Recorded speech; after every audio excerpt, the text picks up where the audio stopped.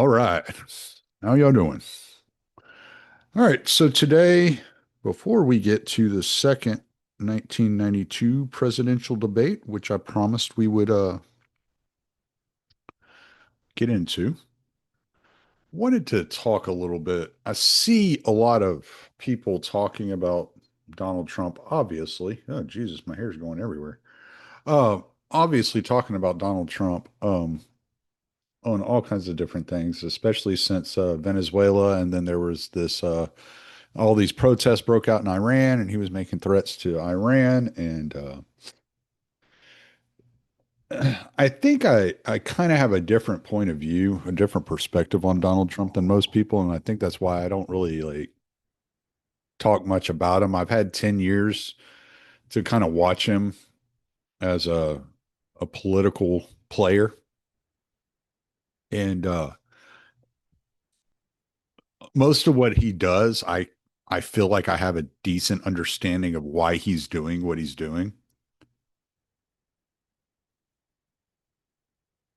It doesn't mean I agree with him. I mean, if it were up to me, Donald Trump would be listening to Thomas Massey and Rand Paul a lot more than he's listening to Lindsey Graham, but that is not the case.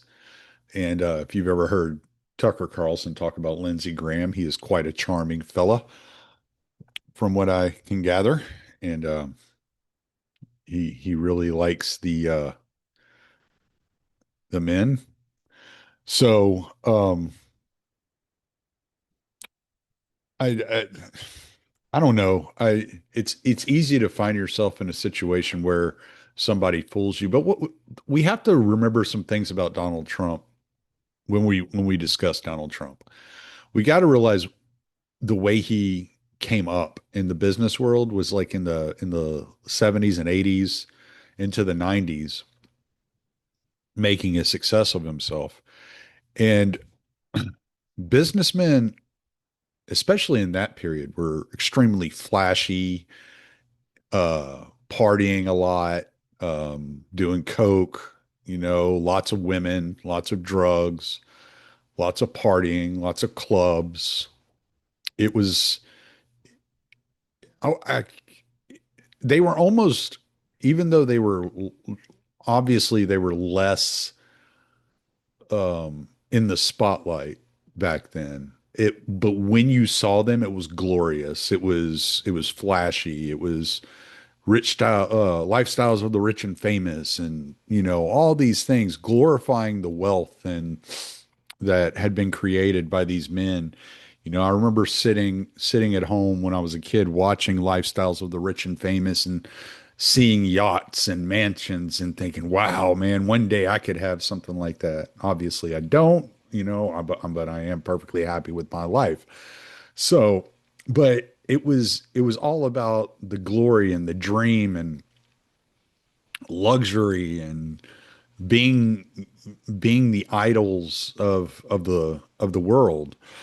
And today there's a different relationship between the citizenry and the wealthy. Marxism has really taken a foothold in many of our institutions, and it's considered evil to be wealthy. But Donald Trump still sees wealth in that same way that he saw it in the 90s and in the 80s. He sees it as this glamorous thing. He doesn't look at it as you would or I would. He doesn't look at it as unattainable. He looks at it as these are my peers and I'm impressed with what they've done. And I think rightfully so, to some degree, you should be impressed with the success of the wealthy. I mean, they have dedicated their lives to something and become the best at it. So I understand that. And by surrounding himself with these people, these wealthy individuals, he's he's somewhat out of touch with the American people compared to what he was in 2016. I've never been the one who said that Trump is one of us. Like I've never said that. I've always said he talks like one of us. He does at times act like one of us. And I think that has to do with being in the construction industry and in interacting with people that work in labor fields. That he knows how to just talk with the average person, not talk at the average person. So when I look at the influence that people have on Trump, I don't look at it as Trump has sold out to these people. I look at it as Trump is making a bargain that these are the best people in these industries. And that by wining and dining the best people in these industries, he can open up opportunity for average Americans. And when you listen to his rhetoric over the last 10 years, when you look at what he's said over the last 10 years, when you really think about like what Trump, even what Trump was saying back in the 80s when Oprah asked him if he would ever think about running for president, Trump has had one thing in mind, and it is the nation.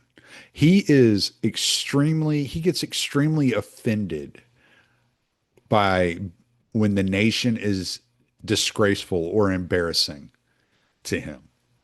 So if DC is dirty because of crime and homelessness, he sends in the National Guard to clean it up because it's a reflection. He looks at it as a reflection on him. That is my nation. I am to take pride in that nation. It would be like if Trump Hotel looked like Motel 6, he would be embarrassed. He wouldn't allow that. And that's how he looks at the nation. He looks at it as property that reflects the ownership and the value of that property. Um,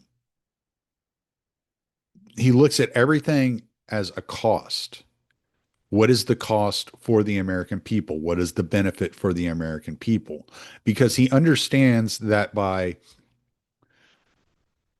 putting forth weighing the cost benefit analysis for the vast majority of the people, not every single one of the people, but the vast majority of the people, he understands that it will reflect better on him, on his legacy, on what he's doing as a president.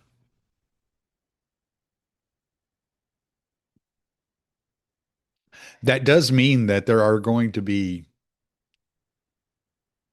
illicit, I wouldn't even say illicit. There are going to be bad people that sneak into his his circle that have other ends in mind that are going to try to convince him to do things their way. And they're going to have to sell him and pitch him on the idea that it is better for the American people.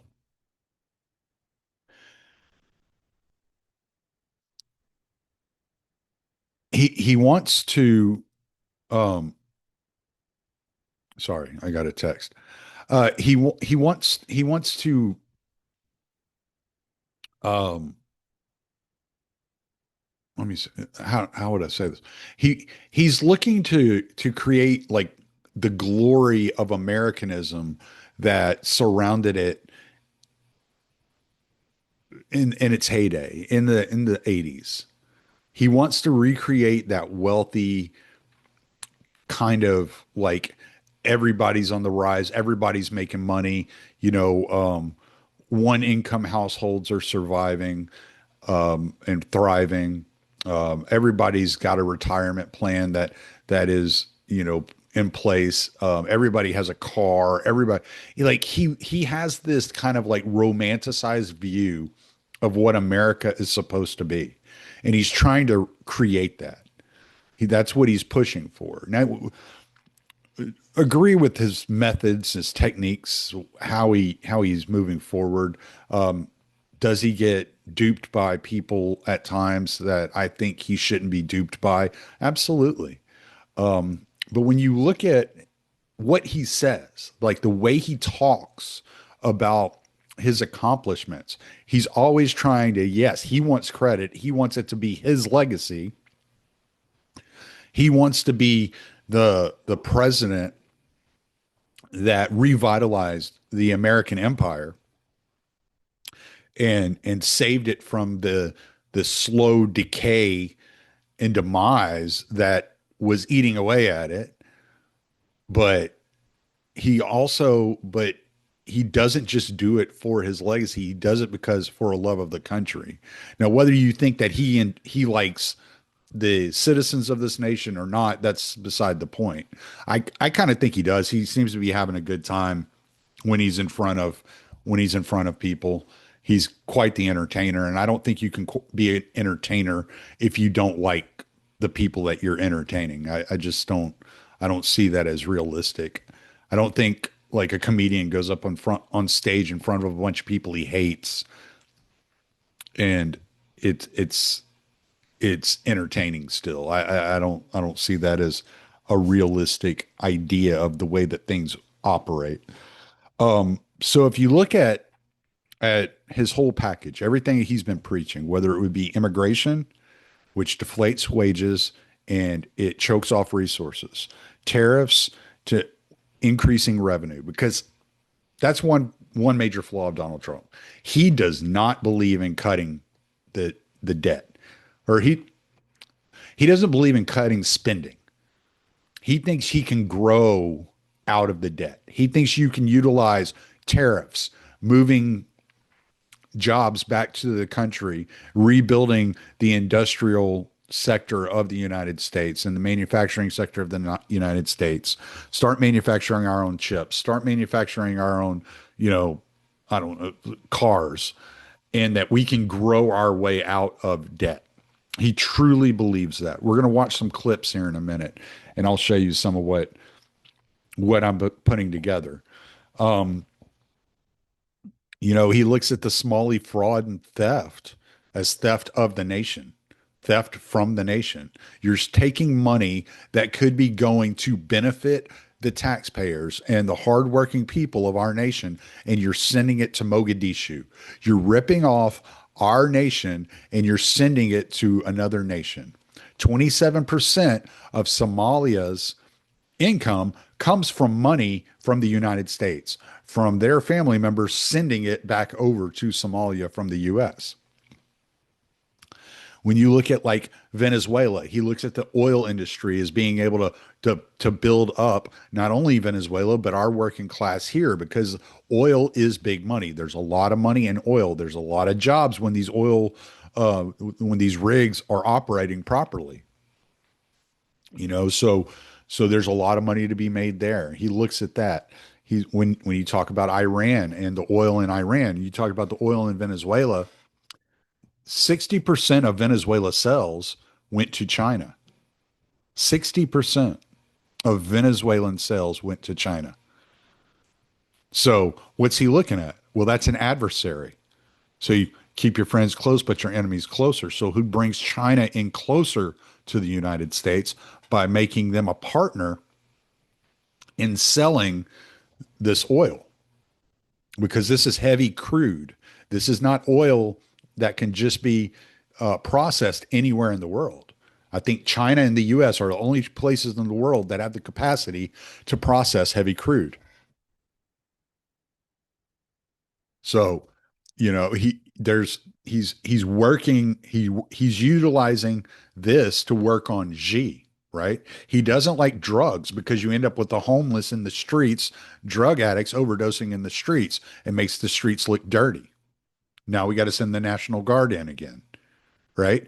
Like this is all he views the wealth and stability, the cleanliness and orderliness of the United States as a reflection not only on him, but on a reflection of every American.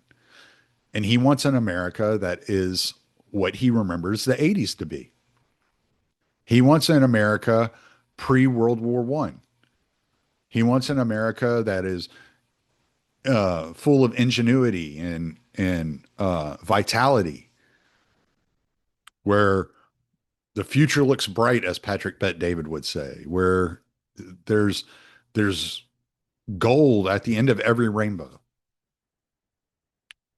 He has this vision of America of wealth and success and homeless people on the street, drug addicts. They do not reflect that vision. He has a vision of America's military as the strongest, most aggressive, most um, intense fighting force in the world, unbeatable by anybody in the world, not to be embarrassed with transgender surgeries and you know gays wearing dog masks. It's just he has this vision of what he thinks the glory of America is. And you can disagree with his vision of what the glory of America is. But he is utilizing his presidency to put forth this vision and try to will it into existence, to create the vision, the vision you would see in Hollywood of the 1950s, where the the politician wearing the nice three-piece suit, the gangsters in the zoot suits, smoking cigarettes, wearing top hats, gold chains, clean streets. It's shocking if you see a piece of paper blowing down the avenue.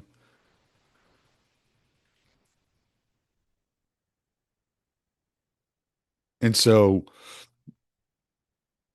he has this whole kind of vision of it. And when he talks about America, he's talking about what he believes is a reflection on him. And I can understand that. You don't want somebody coming to your house and your house is all out of order because that's a reflection on you. When somebody comes to your house, you want to try to make it as pristine as possible. You want to leave an impression, a good impression on people when they do come to your house. And when he looks at Iran or Greenland, what he sees is he sees a leverage point to hold over the adversary's head, over China's head, over Russia's head, a way to get an extra chess piece on the board, to have that extra bit of strategic influence in order to put pressure on them to act the way that the US wants them to act. I admire what he's trying to do. I admire that he's trying to undo the entire Obama administration, Biden administration, Clinton administration, and George W. Bush administration. He's trying to completely reverse that and at least put us back in the 1980s to where there was glory and acceptance of the elites. The elites were impressive. You may have thought they were a little shady in ways, but they were impressive men. They were impressive women. Ronald Reagan was impressive. And he looks at the last few presidencies, I'd say from George H.W. Bush through Obama and Biden. He looks at them as unimpressive, as most of us do. Most of us laugh at these people. When you listen to a conservative talk, they don't talk about how great George W. Bush was. No, they talk about how great Ronald Reagan was. When you listen to a liberal talk, they don't talk about how great Obama or Clinton were. I mean, some will mention them in passing, but most of them go straight to FDR. because he's the gold standard, right? So what he's trying to do is get America back to this gold standard of what he believes America's glory days were.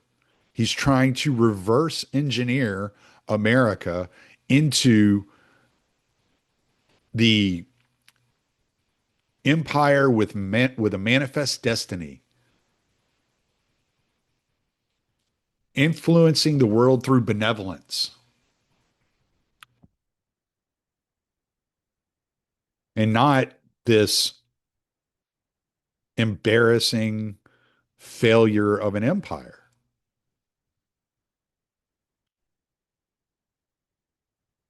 He's already he's already made up his mind that America is going to be an empire. The republic's over. We can want in one hand and shit in the other and see which one fills up faster. But the republic is done. There is no more American republic. It is over. America is an empire. It has embraced its imperial um, tendencies. There's no going back. I don't know if maybe moving forward, let's say Trump is able to bring us back to this golden age as he sees it and revert American um,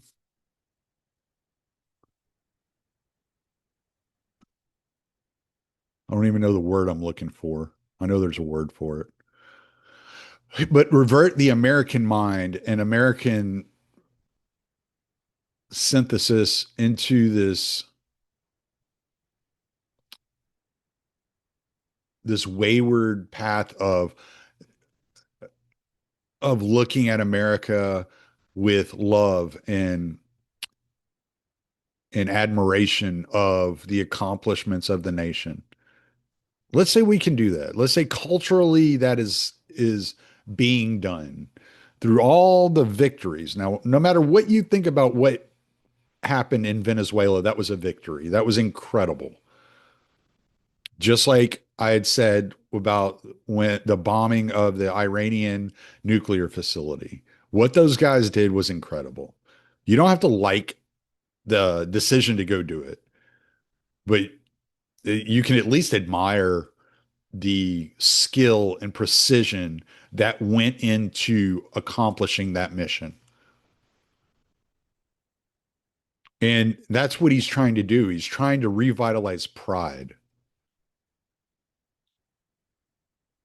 in the American mind.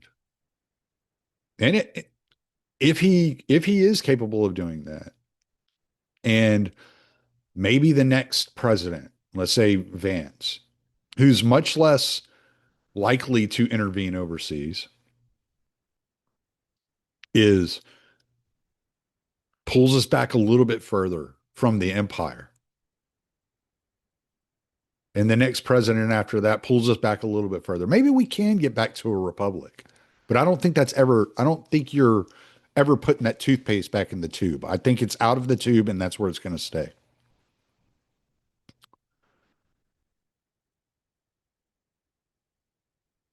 So, but that's the way I look at Trump. I look at Trump as I'm not cutting spending. I'm going to grow us out of debt.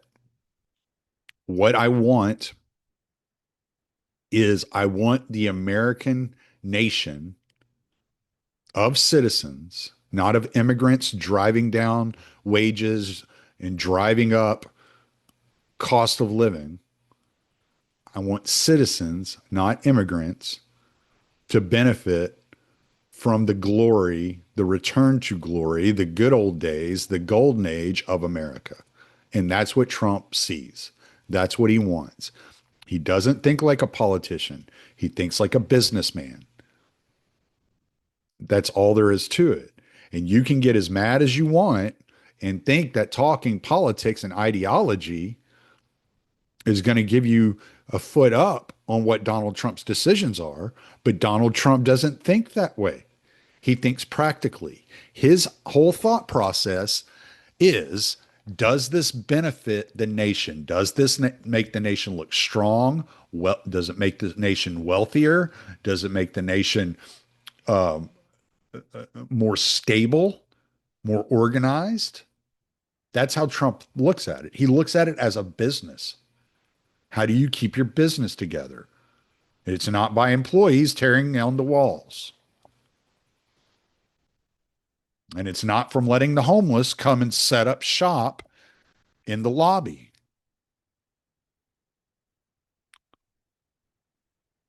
It's very, to me, it's very clear who Trump is and what he is. And it's not an ideologue in any stretch of the imagination. He's a businessman that looks at the United States as a business. And he's doing the best he can to run the United States like a business. He looks at everything as a deal. Every move he makes is to gain leverage over someone. If not one someone, several someones. Every word he speaks is to gain leverage over people. And that's how he operates. The people getting so upset over everything need to take a step back, take a breath, and look at it from a 30,000-foot view. When Trump tells Marjorie Taylor Greene, I can't release the Epstein files because it will hurt my friends, he's not literally saying it will hurt my friends. He's saying, if I want the business deals that I have been working on behind the scenes to come through for the American people, the manufacturing to come back to this country, I cannot jeopardize these people's reputations. That's what he's saying. Like it or not, I don't like it. I think he should release the Epstein files. Me and my dad were going back and forth about this last weekend. Like, I'm not against releasing the Epstein files. Y'all have heard me do shows on Jeffrey Epstein. I still get, anytime I hear someone talk about Jeffrey Epstein, I get so fucking frustrated because no one but Jeffrey Epstein and Ghislaine Maxwell have ever been charged with a crime in relation to the accusations around Jeffrey Epstein. Bullshit. Jean-Luc Brunel went to prison in France. And he died in a very similar way as Jeffrey Epstein. It is suspicious, to say the least. It should be looked into.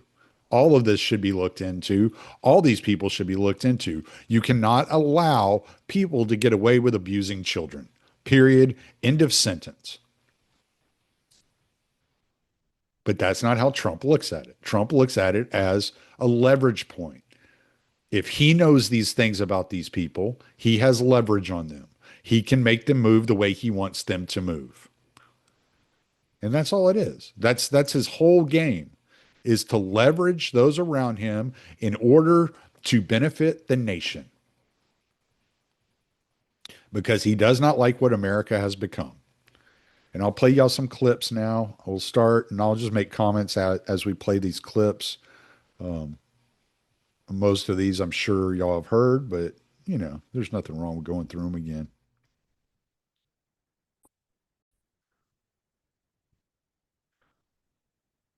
I thought this one was a good one to start off with. This is Trump, many proposals for paying off the national debt. You know, I'm the king of debt. I understand debt better than probably anybody. I know how to deal with debt. You tax China, they stop financing our debt, our economy collapses. We tax China, we'll pay off their debt very quickly. When I heard we were going to Iraq, somebody said, oh, we're going for the oil.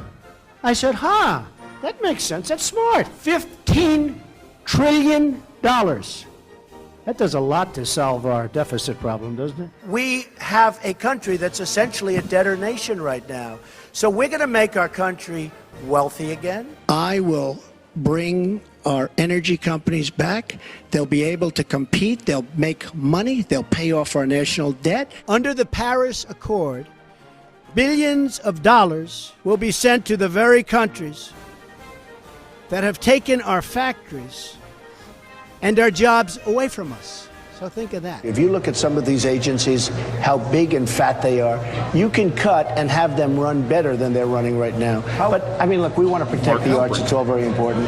But we also have to get debt down. We have to do a lot of things. The Obamacare repeal and replace plan would significantly reduce the federal deficit. Reforms major entitlements, now a principal driver of the $20 trillion debt that we have. For many, many years, the United States has suffered through massive trade deficits. That's why we have $20 trillion in debt. So we'll be changing that. It's literally first grade business. It's so simple. And the end result is it's tougher to get out because they've been so used to making so much money off our country. And we can't let them do that anymore. We're going to start paying down debt. Now, I hate to tell you, Puerto Rico, but you've thrown our budget a little out of whack. I always worry about the deficit, but what are you going to do? You have a hurricane. I have to take care of the people. Believe me, we're in a bubble. We have artificially low interest rates. If interest rates go up and we can buy bonds back at a discount, if we are liquid enough as a country, we should do that. I am not happy with what he's doing. I'd like to pay off debt. I'd like to do we got a lot of it and pay interest. Well, we got a lot of it. We do, and we're going to start reducing costs now that we took care of our military. This is the United States government. First of all, you never have to default because you print the money. I hate to tell you, okay? So there's never a default.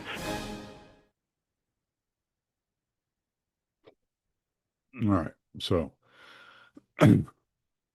that's him talking about that. Here's him talking about illegal aliens. Let's go with this one. Nearly 180,000 illegal immigrants with criminal records ordered deported from our country are tonight roaming free to threaten peaceful Good evening from citizens. The campus of Lynn University here in Boca Raton, Florida. This is the fourth and last debate of the 2012 campaign brought to you by the Commission on Presidential Debates. This one's on foreign policy. I'm Bob Schieffer of CBS News. The questions are mine, and I have not shared them with the candidates. Tens of thousands into our communities with no regard for the impact on public safety or resources. That was weird. It was out of nowhere. It started.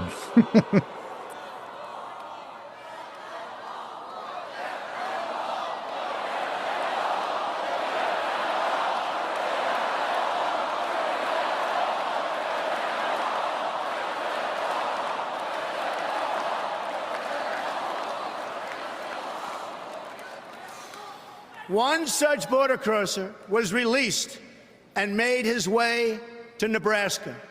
There, he ended the life of an innocent young girl named Sarah Root. She was 21 years old and was killed. Another thing Trump doesn't get enough credit for is he does have a heart for people. He really does care about people. When he saw the stuff going on in Syria and had Syria bombed in his first administration, I mean, that was just clearly he felt bad.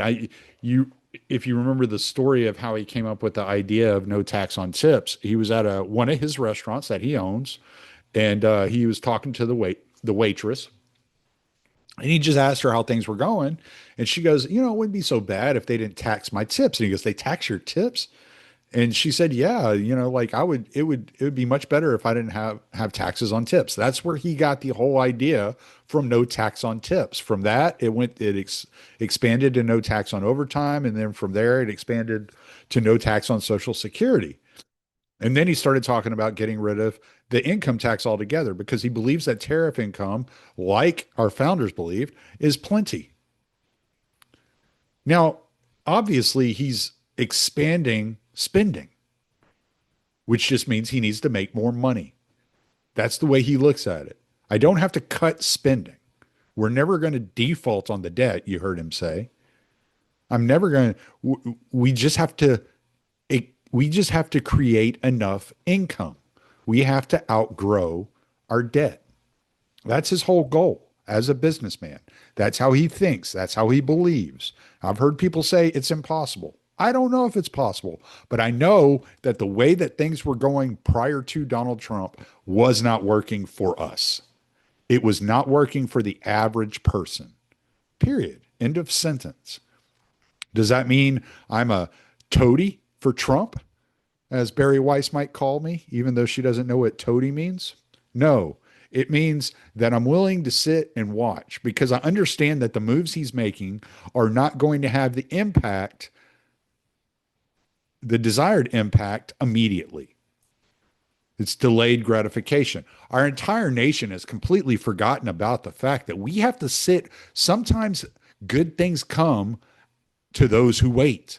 You don't get immediate gratification with everything that's going on. And especially when it's a system like the federal government. But is it your plan to deport everyone who is here illegally over the next 4 years? Well, I think you have to do it. And it's a very tough thing to do. You know, you have rules, regulations, laws. They came in illegally. You know, the people that have been treated very unfairly are the people that have been online for 10 years to come into the country. And we're going to make it very easy for people to come in terms of they have to pass the test.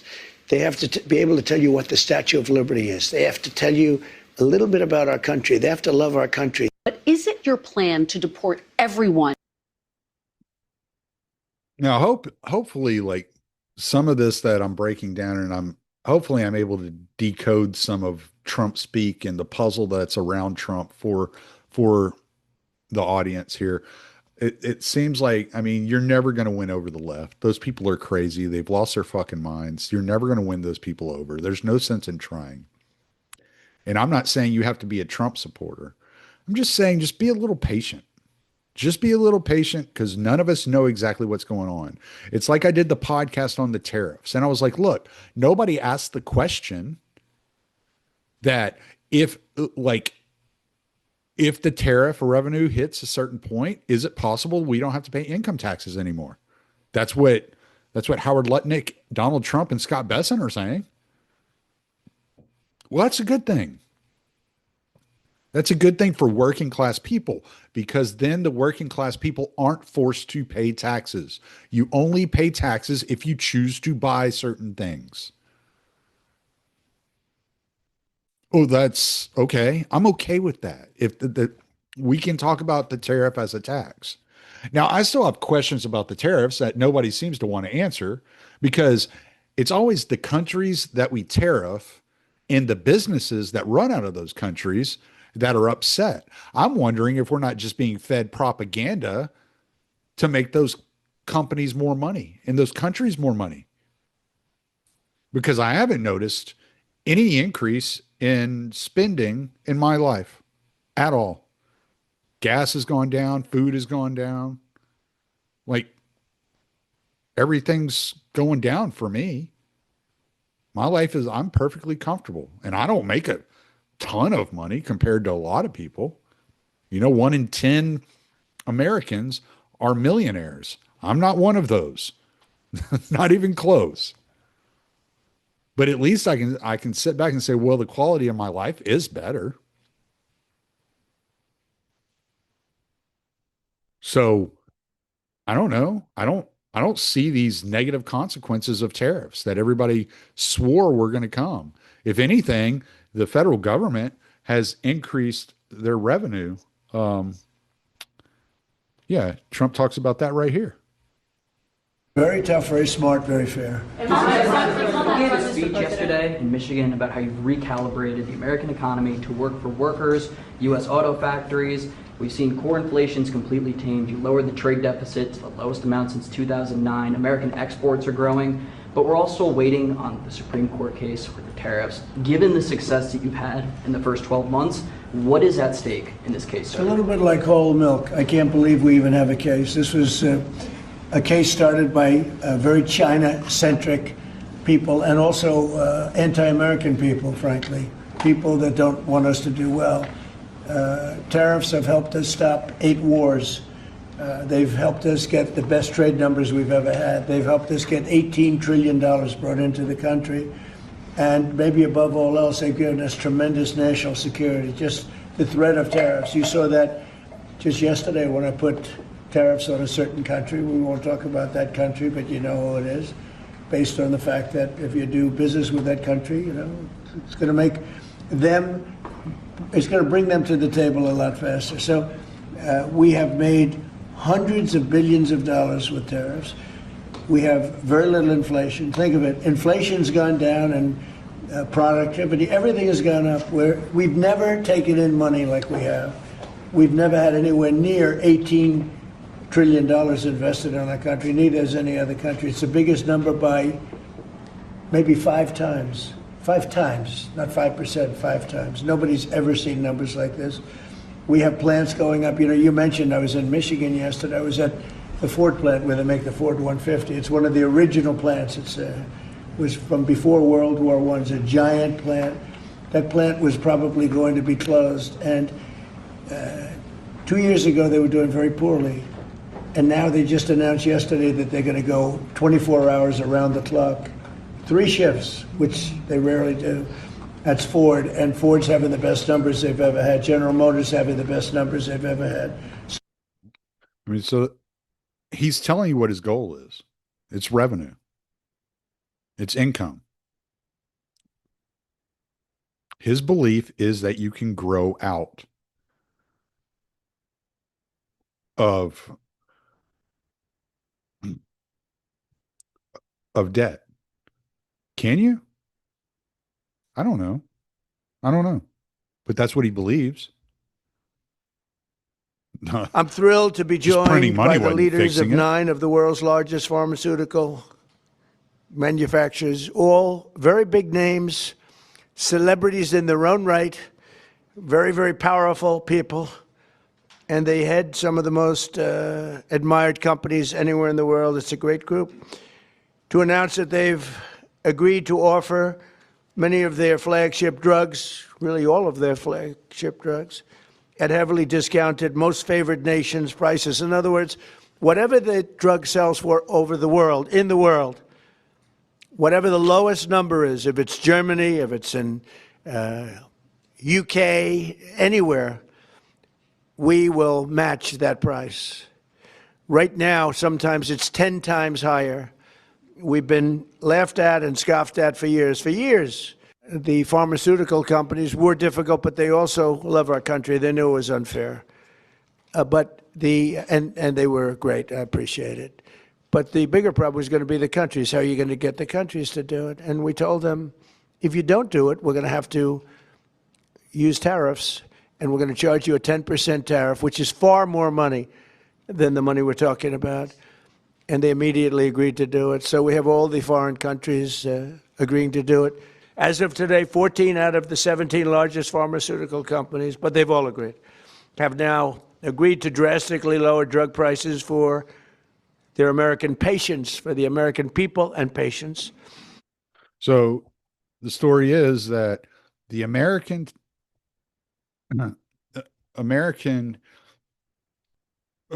users of pharmaceutical drugs were subsidizing other nations. Ozempic in England was $80 for a prescription of Ozempic, and in the US, it was $1,300.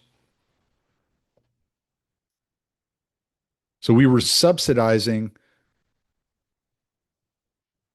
the drug use of the English, of the British, of the French, of the Germans, of Somalia, of Syria, of Australia. Every nation was being subsidized by the U.S.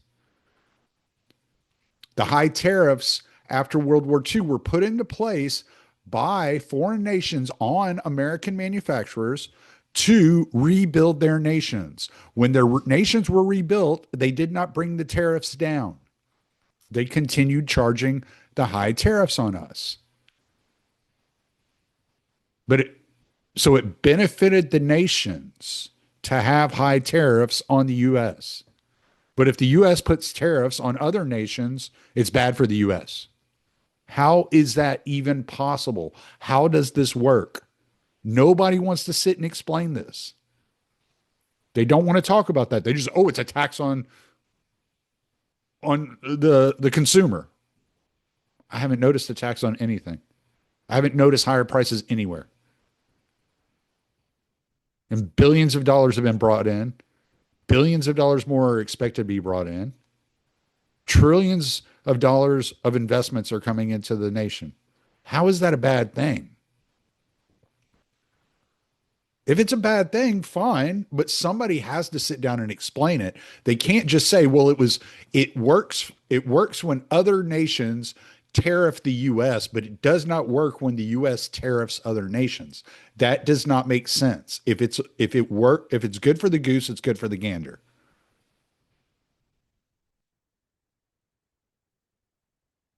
Why is it that only the international businesses and foreign nations are the ones that are upset? Why is it that Canada got so pissed off when the US put a tariff on their goods?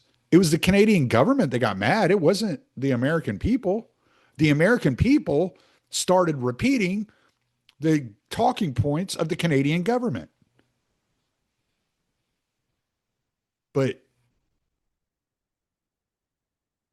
if Germany has a 30% tariff on the US, on US products going into Germany, that's okay. That's good for Germany. But if the US puts a 25% tariff on lumber coming out of Canada, that's bad for the US. How? Where? How does this work?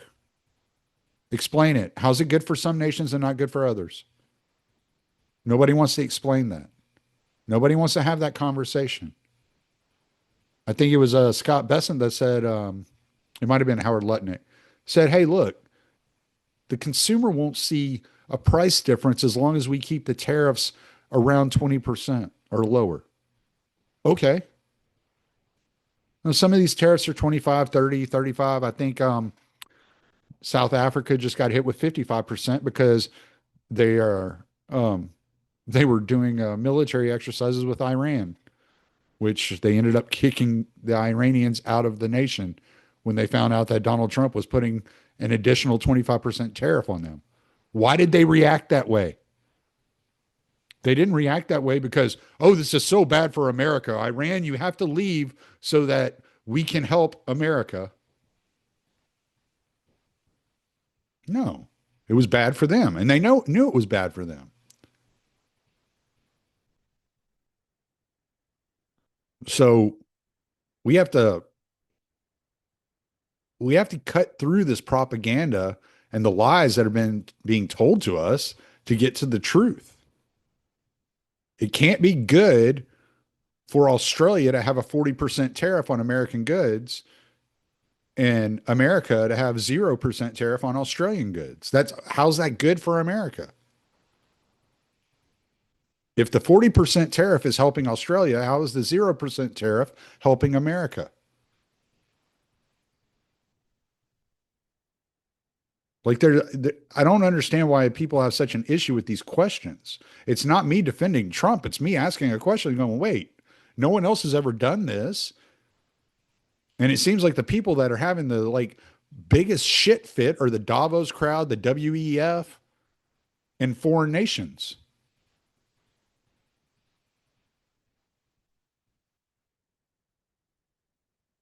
So everybody's seen this. Had a full-page ad in major U.S. newspapers last year criticizing U.S. foreign policy. What would you do differently, Donald? It's a joke. I'd make our allies, forgetting about the enemies you can't talk to so easily, I'd make our allies pay their fair share. We're a debtor nation. Something's going to happen over the next number of years with this country because you can't keep going on losing $200 billion, and yet we let Japan come in and dump everything right into our markets and everything. It's not free trade.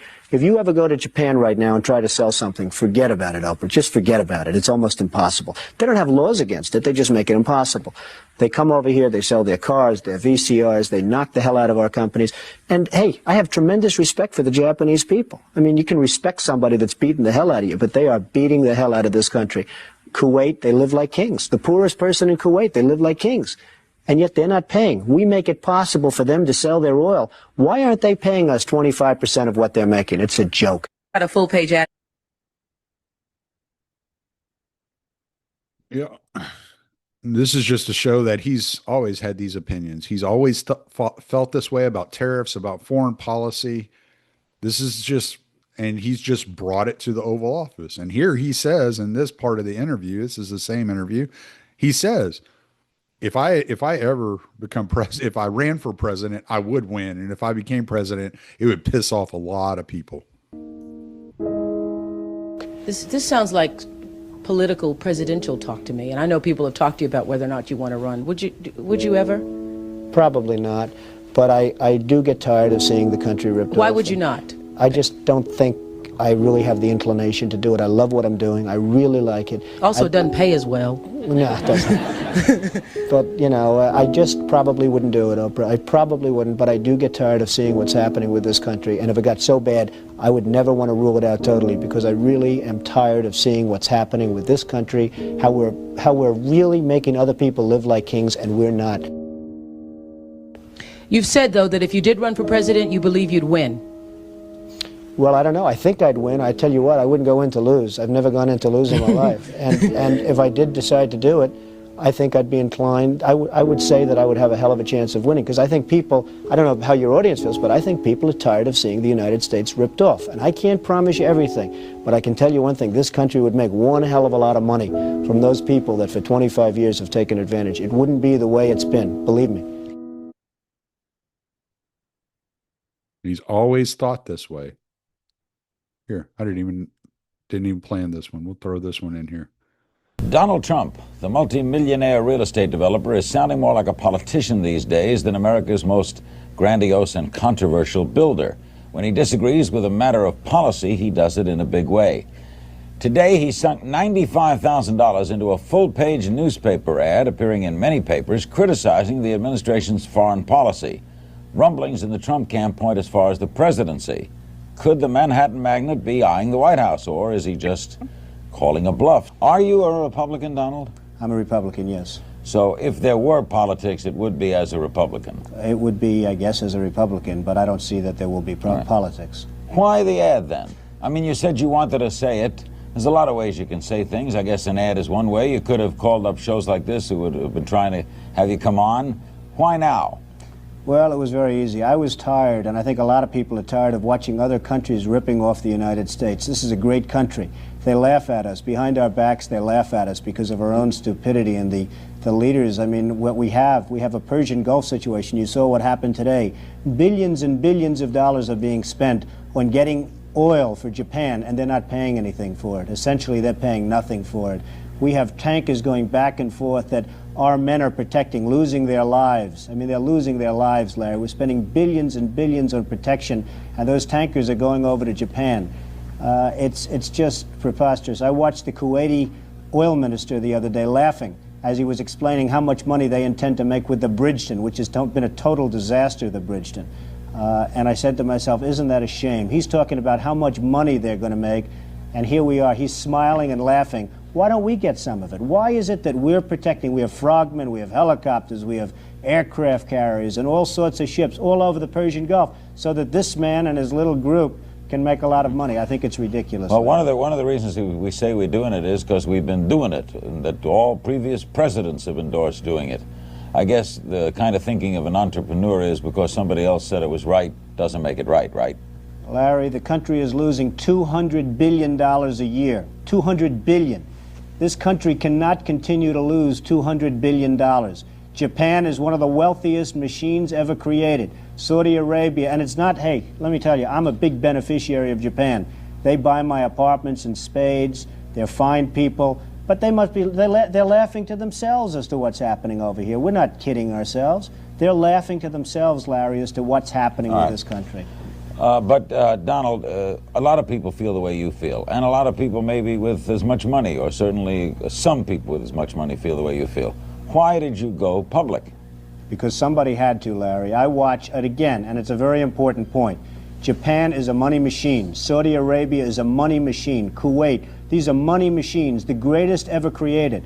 The United States is, if it were a corporation, it would be bankrupt. It's losing $200 billion a year. For years now it's been losing that. What right do we have to go out and defend? Why aren't these countries, these wealthy money machines, paying us for the defense of their freedom and their nations? Why aren't they paying us? We are kind of the world's keeper, are we not? I don't believe we should be. I think Japan should certainly make a contribution. Japan is one of the reasons they're so successful is they don't have to worry about defense, because why should they worry about defense when the United States will do it for nothing. I mean, it's crazy. Saudi Arabia, I mean, you saw what happened with Saudi Arabia. We're going through the Gulf. We have old-fashioned, obsolete minesweepers. We ask Saudi Arabia for the use of their minesweepers, which are the best made, the most modern, the best, and they say no.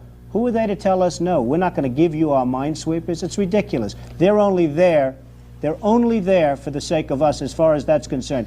We are protective of Saudi Arabia. They should pay for that. Are we going to be hearing more from Mr. Trump on issues like this as we go along? I really don't know, Larry. This is an issue that's been bothering me. It's been bothering a lot of people that I know, and I think it's an issue that had to be brought out to the fore.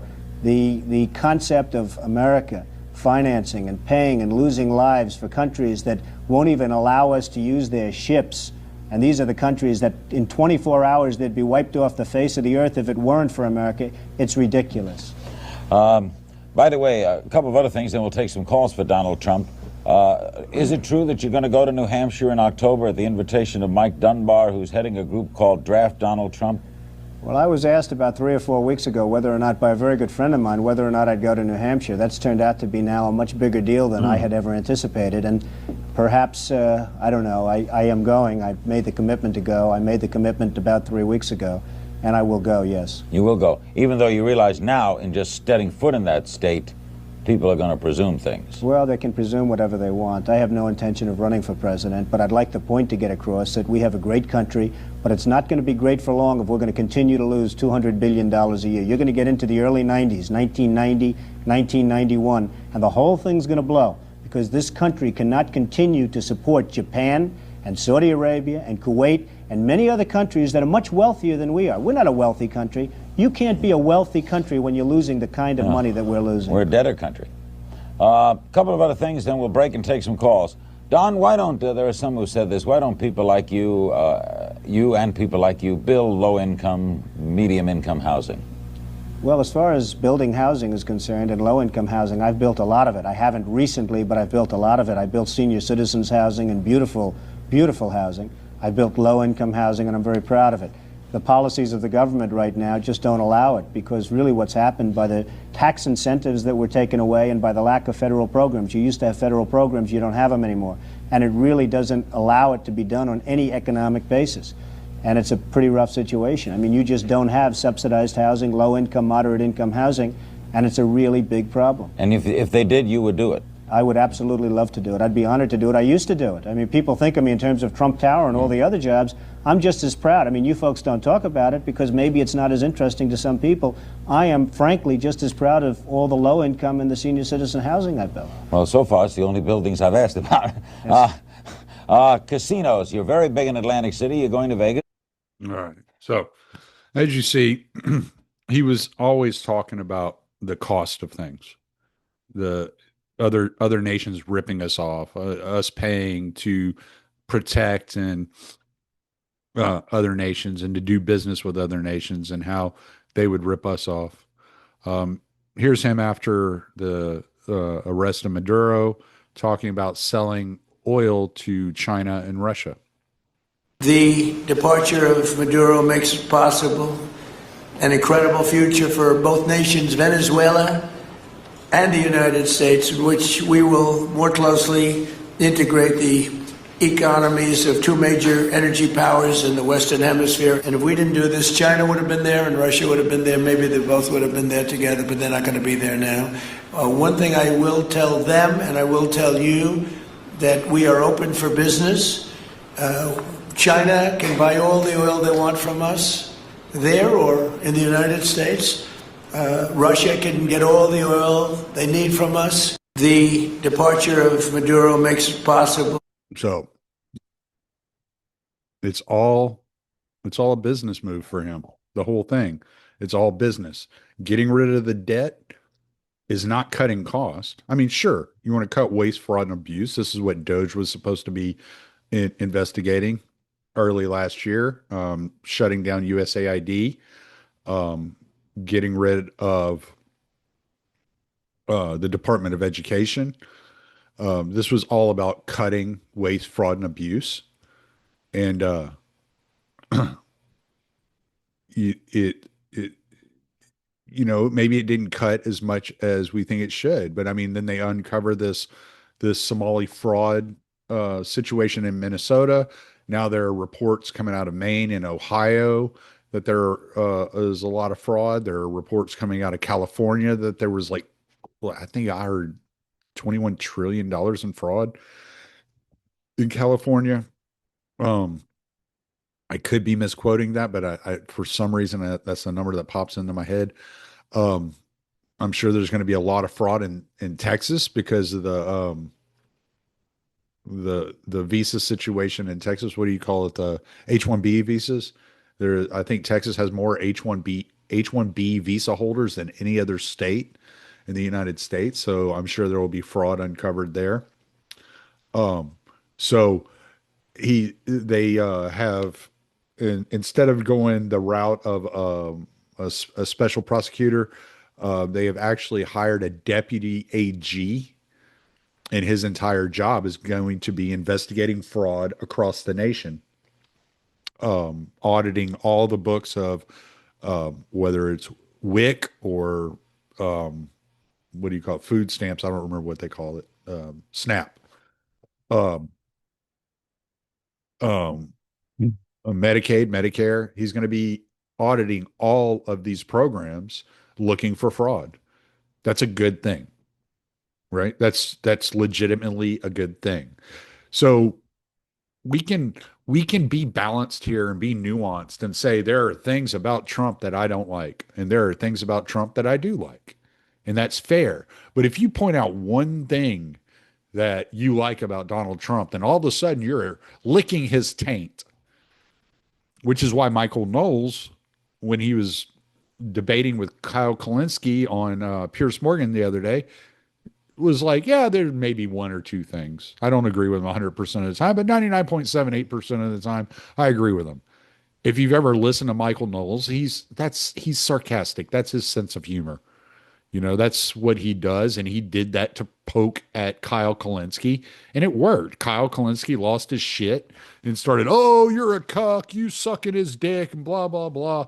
Because Michael Knowles knew Kyle Kalinske did not have the brains to debate him. And there was nothing that Kyle Kalinske had to offer in that exchange. I thought this was really interesting. I've only heard part of it, so I would like to listen to the entire 5 minutes if y'all don't mind hanging in there with me. But there's the Great Healthcare Plan initiative that Trump has come out with, and I think it's interesting the way he's talking about these things. But people don't want to advertise this stuff. They don't want to talk about this stuff. They just want to bitch, moan, and groan about the things that Trump does wrong. He does plenty wrong, but he's doing some good stuff too. And we're gonna have to take the bad with the good, just like we have with every other president. I have never in my life seen people so up in arms about a single president ever. It is one of the most insane things I've ever seen. If he does one thing wrong, then he's just a complete disaster and he's a crook and he doesn't belong in there. Okay. But it took 20 years for anybody to say that about H.W. Bush or W. Bush or Obama, right? But they're all up Trump's ass. If every politician were held to the same account as Donald Trump, it would be a much better nation. I tell you that much. Today, I'm thrilled to announce my plan to lower healthcare prices for all Americans and truly make healthcare affordable again. We're doing things that nobody's ever been able to do. We're calling it the Great Healthcare Plan. Instead of putting the needs of big corporations and special interests first, our plan finally puts you first and puts more money in your pocket. The government is going to pay the money directly to you. It goes to you, and then you take the money and buy your own health care. Nobody's ever heard of that before, and that's the way it is. The big insurance companies lose, and the people of our country win. This proposal locks in the massive discounts on prescription drugs that my administration is achieving through our most favored nation drug pricing agreement. Now, when you hear about that, for 40 years they've been trying to do it, but they never were able to do it. No other president was able to do it. I got every other country to approve it. by the use of tariffs and other things. They all approved it. Nobody else got it. No other president got it. And for the most part, they didn't even try because they felt it was impossible. It'll bring down drug prices 80, 90%, in some cases, just numbers that nobody's ever heard of before. Your prescription drugs will come way, way down. And under this policy, the prices of many drugs will be slashed by 300, 400, and even 500% starting this month at the Zeitgeist was the word I was trying to think of earlier. So instead of Americans paying the highest drug prices in the world, which we have for decades, we will now be paying the lowest cost paid by any other nation. So any other nation that's paying the lowest cost, that's what we're going to pay. And the American people will get the savings. So I have to reiterate, the lowest price in the world is what you're going to pay. Before, you were paying the highest price in the world by far, and the politicians did nothing about it. So I'm asking Congress to complete the work that we've started. Next, my plan would reduce your insurance premiums by stopping government payoffs to big insurance companies and sending that money directly to the people. Obamacare was designed to make insurance companies rich. I call it the Unaffordable Care Act, with billions of dollars in taxpayer subsidies that helped their stock prices skyrocket over 1,700% as you paid more money for health care every single year, more and more. The premiums went higher and higher. I want to end this flagrant scam and put extra money straight into the healthcare savings account in your name, and you go out and buy your own healthcare, and you'll make a great deal. You get better healthcare for less money. That way you can choose the care that is right for your family. To further reduce insurance premiums, my plan ends the giant kickbacks to insurance brokers and corporate middlemen that only drive up the costs, and that's what they're intended to do, drive up the cost. But we're driving down the costs. And it fully funds a long neglected part of the law known as the Cost Sharing Reduction Program. This measure alone should cut premiums on the most popular Obamacare plans. It's hard to believe there are any because it's a hated program. It's unaffordable, but it's going to cut them by an average of 10 to 15%. Next, the Great Healthcare Plan. That's the name. It's called the Great Healthcare because it's great healthcare at a lower price. Mandates unprecedented accountability and transparency from insurance companies and all healthcare providers so that special interests can no longer profiteer at your expense. As the saying goes, sunlight is the best disinfectant. That is why my plan orders all insurance companies to publish rate and coverage comparisons in very plain English. It requires insurers to publish detailed information about how much of your money they're going to be paying out in claims versus how much they're taking in profits. In other words, you will be able to watch the scam.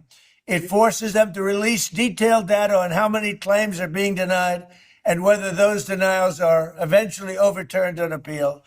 And most importantly, it will require any hospital or insurer who accepts Medicare or Medicaid to prominently post all prices at their place of business so that you are never surprised and you can easily shop for a better deal or better care. And you're going to end up doing both. You're going to get a better deal and better care. We will have maximum price transparency and costs will come down incredibly. I'm calling on Congress to pass this framework into law without delay. Have to do it right now so that we can get immediate relief to the American people, the people I love. Thank you. All right. So, like I said, he looks at things from a business owner's point of view. He wants the best deal. He wants a clean and orderly society. He wants a stable society, and he wants to make as much money as possible. That's it. That's Trump in a nutshell. If you look at any of his foreign policy decisions, any of these things, it has to do with American glory, American wealth, American orderliness, American cleanliness. That is the way he operates. He operates as if he's running a corporation. You don't have to like it. You don't have to hate it, but we can at least be honest about what we are watching when we are watching Donald Trump act. And as promised, here we go. Second presidential debate from 1992, an hour and a half long. So again, we're going to have over 2-hour podcast. Last week, I think it was 2 hours and 21 minutes. Who knows where we're at now? I didn't even look at the time when I came in here, but let's go, baby.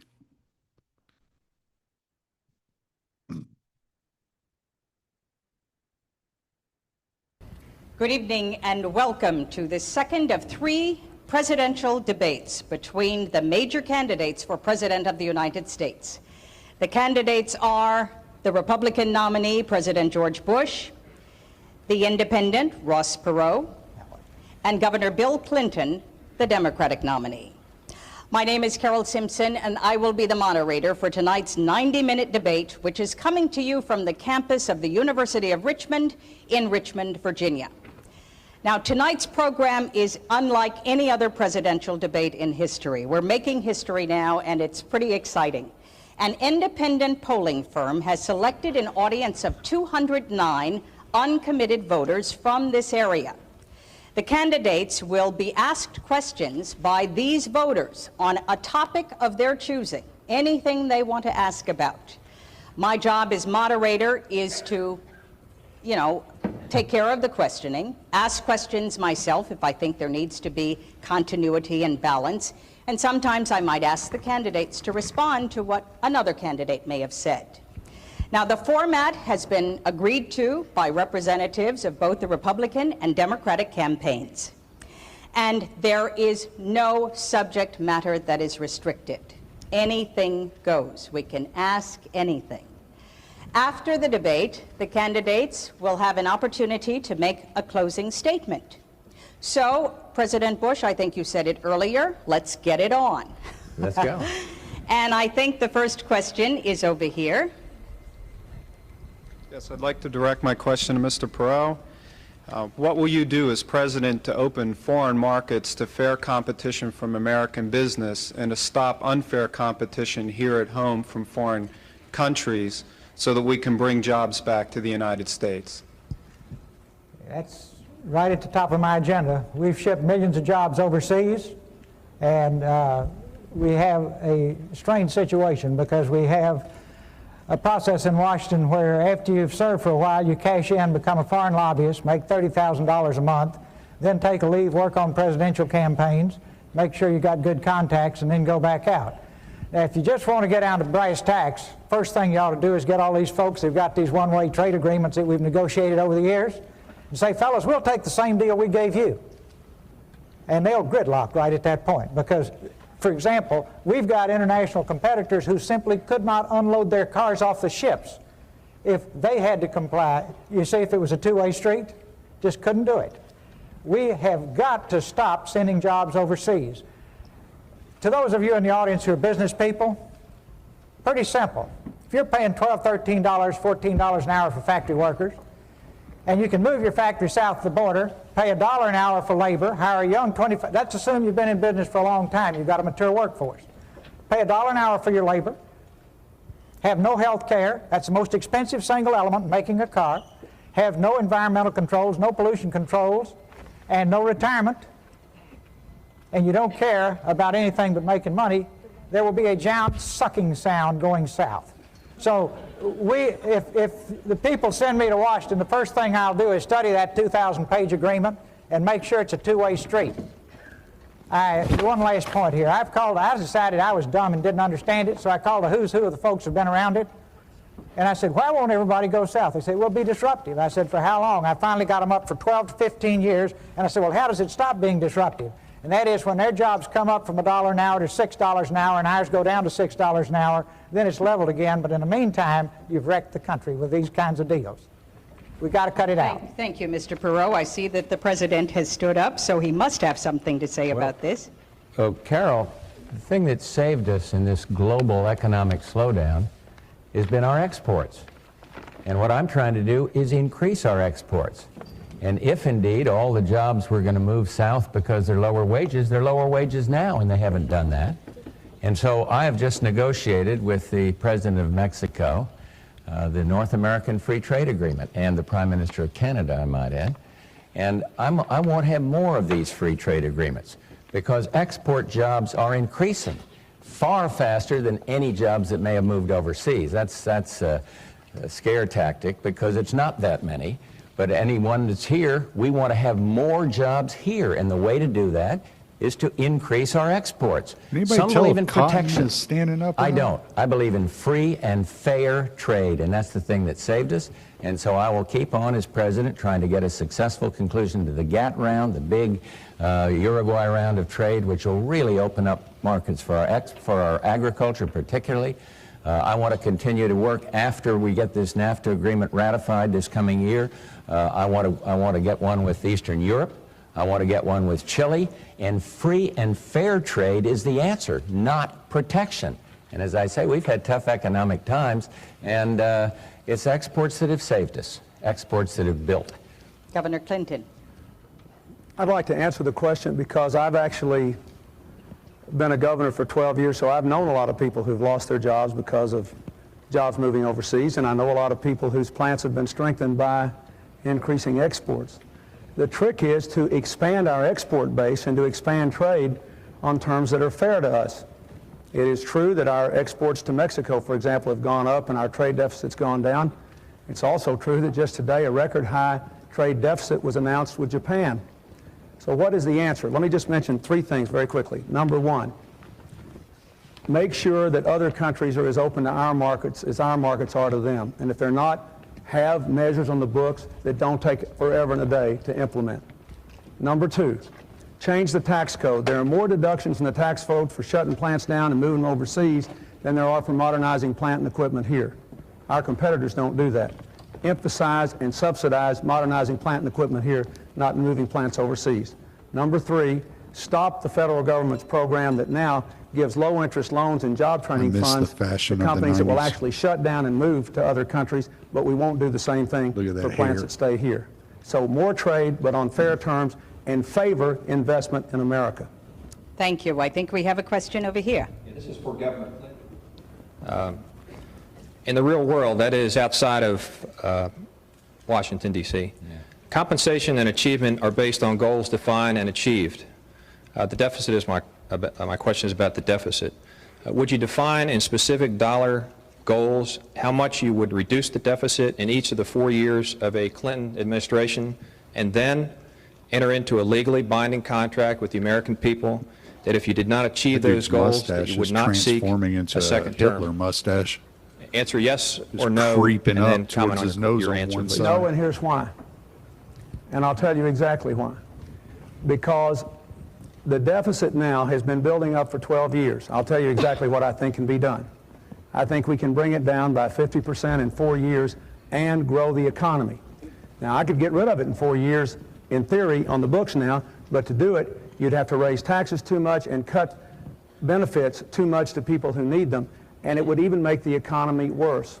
Mr. Perot will tell you, for example, that the expert he hired to analyze his plan says that it will bring the deficit down in 5 years, but it will make unemployment bad for 4 more years. So my view is, sir, you have to increase investment, grow the economy, and reduce the deficit by controlling health care costs, prudent reductions in defense, cuts in domestic programs, and asking the wealthiest Americans and foreign corporations to pay their fair share of taxes, and investing and growing this economy. I ask everybody to look at my economic ideas. 9 Nobel Prize winners and over 500 economists and hundreds of business people, including a lot of Republicans, said this is the way you got to go. If you don't grow the economy, you can't get it done. But I can't foresee all the things that will happen, and I don't think a president should be judged solely on the deficit. Let me also say, we're having an election today. You'll have a shot at me in 4 years, and you can vote me right out if you think I've done a lousy job. And I would welcome you to do that. Mr. President. Well, I'm a little confused here because I don't see how you can grow the deficit down by raising people's taxes. You see, I don't think the American people are taxed too little. I think they're taxed too much. I went for one tax increase, and when I make a mistake, I admit it. I said that wasn't the right thing to do. Governor Clinton's program wants to tax more and spend more, $150 billion in new taxes, spend another $220. I don't believe that's the way to do it. Here's some things that'll help. Give us a balanced budget amendment. He always talks about Arkansas having a balanced budget, and they do. But he has a balanced budget amendment. Have to do it. I'd like the government to have that. And I think it would discipline not only the Congress, which needs it, but also the executive branch. I'd like to have what 43 governors have, the line item veto. So if the Congress can't cut, and we've got a reckless spending Congress, let the president have a shot at it by wiping out things that are pork barrel or something of that nature. I've proposed another one. Some sophisticates think it may be a little gimmicky. I think it's good. It's a checkoff. It says to you as a taxpayer, say you're going to pay a tax of $1,000 or something. You can check 10% of that if you want to in one box, and that 10%, $100, or if you're paying $10,000, whatever it is, $1,000, check it off and make the government, make it lower the deficit by that amount. And if the Congress won't do it, if they can't get together and negotiate how to do that, then you'd have a sequester across the board. You'd exempt Social Security. I don't want to tax or touch Social Security. I'm the president that said, hey, don't mess with Social Security, and we haven't. So I believe we need to control the growth of mandatory spending. Back to this gentleman's question, that's the main growing thing in the budget. The program that the president, 2/3 of the budget, I as president, never get to look at, never get to touch. We've got to control that growth to inflation and population increase, but not raise taxes on the American people now. I just don't believe that would stimulate any kind of growth at all. How about you, Mr. Perot? Well, we're $4 trillion in debt. We're going into debt an additional $1 billion, a little more than $1 billion every working day of the year. Now, the thing I love about, I'm just a businessman. I was down in Texas taking care of business, tending to my family. This situation got so bad that I decided I better get into it. The American people asked me to get into it. But I just find it fascinating that while we sit here tonight, we will go into debt an additional $50 million in an hour and a half. Now, it's not the Republicans' fault, of course, and it's not the Democrats' fault, and what I'm looking for is who did it. Now, they're the two folks involved, so maybe if you put them together, they did it. Now, the facts are we have to fix it. We are leaving. I'm here tonight for these young people up here in the balcony from this college. When I was a young man, when I got out of the Navy, I had multiple job offers. Young people with high grades can't get a job. People, the 18 to 24-year-old high school graduates 10 years ago were making more than they are now. In other words, we were down to 18% of them were making, the 18 to 24-year-olds were making less than $12,000. Now that's up to 40%. And what's happened in the meantime? The dollar's gone through the floor. Now whose fault is that? Not the Democrats, not the Republicans. Somewhere out there's an extraterrestrial that's doing this to us, I guess. And everybody says they take responsibility. Somebody somewhere has to take responsibility for this. Put it to you bluntly, American people. If you want me to be your president, we're going to face our problems. We'll deal with the problems. We'll solve our problems. We'll pay down our debt. We'll pass on the American dream to our children. And I will not leave our children a situation that they have today. When I was a boy, it took 2 generations to double the standard of living. Today, it will take 12 generations. Okay, our children will not see the American dream because of this debt that somebody somewhere dropped on us. You're all wonderful speakers, and I know you have lots more to add, but I've talked to this audience, and they have lots of questions on other topics. Can we move to another topic, please? We have one up here, I think. Yes, I'd like to address all the candidates with this question. The amount of time the candidates have spent in this campaign trashing their opponent's character and their programs is depressingly large. Why can't your discussions and proposals reflect the genuine complexity and the difficulty of the issues to try to build a consensus around the best aspects of all proposals? Who wants to take that one? Mr. Perot, you have an answer for everything, don't you? Go right ahead, sir. No, I don't have an answer for everything. But as you all know, I've been buying 30-minute segments to talk about issues. And tomorrow night on NBC from 10:30 to 11 Eastern, we're going to talk about how you pay the debt down. So we're going to come right down to that one. See, we'll be on again Saturday night, 8 to 9 o'clock on ABC. So, okay. This is finally, I couldn't agree with you more. Couldn't agree with you more. And I have said again and again and again, let's get off mud wrestling, let's get off personalities, and let's talk about jobs, health care, crime, the things that concern the American people. I'm spending my money, not PAC money, not foreign money, my money, to take this message to the people. Thank you, Mr. Perot. So that seems directed. He would say it's you gentlemen that have been doing that. Mr. Clinton, Governor Clinton, President Bush, how would you like to respond? Well, first place, I believe that character is a part of being president. I think you have to look at it. I think that has to be a part of candidate for president or being president. In terms of programs, I've submitted, 4 different budgets to the United States Congress in great detail. They're so heavy they'd give you a, broken back. You can tell what and that symbol everything is on in that there says type what clip. I am for. Now I've come out with a new agenda for America's renewal, a plan that I believe really will help stimulate the growth of this economy. My record on world affairs is pretty well known because I've been president for 4 years, so I feel I've been talking issues. Nobody likes who shot John, but I think the first negative campaign run in this election was by Governor Clinton. And I'm not going to sit there and be a punching bag. I'm going to stand up and say, hey, listen, here's my side of it.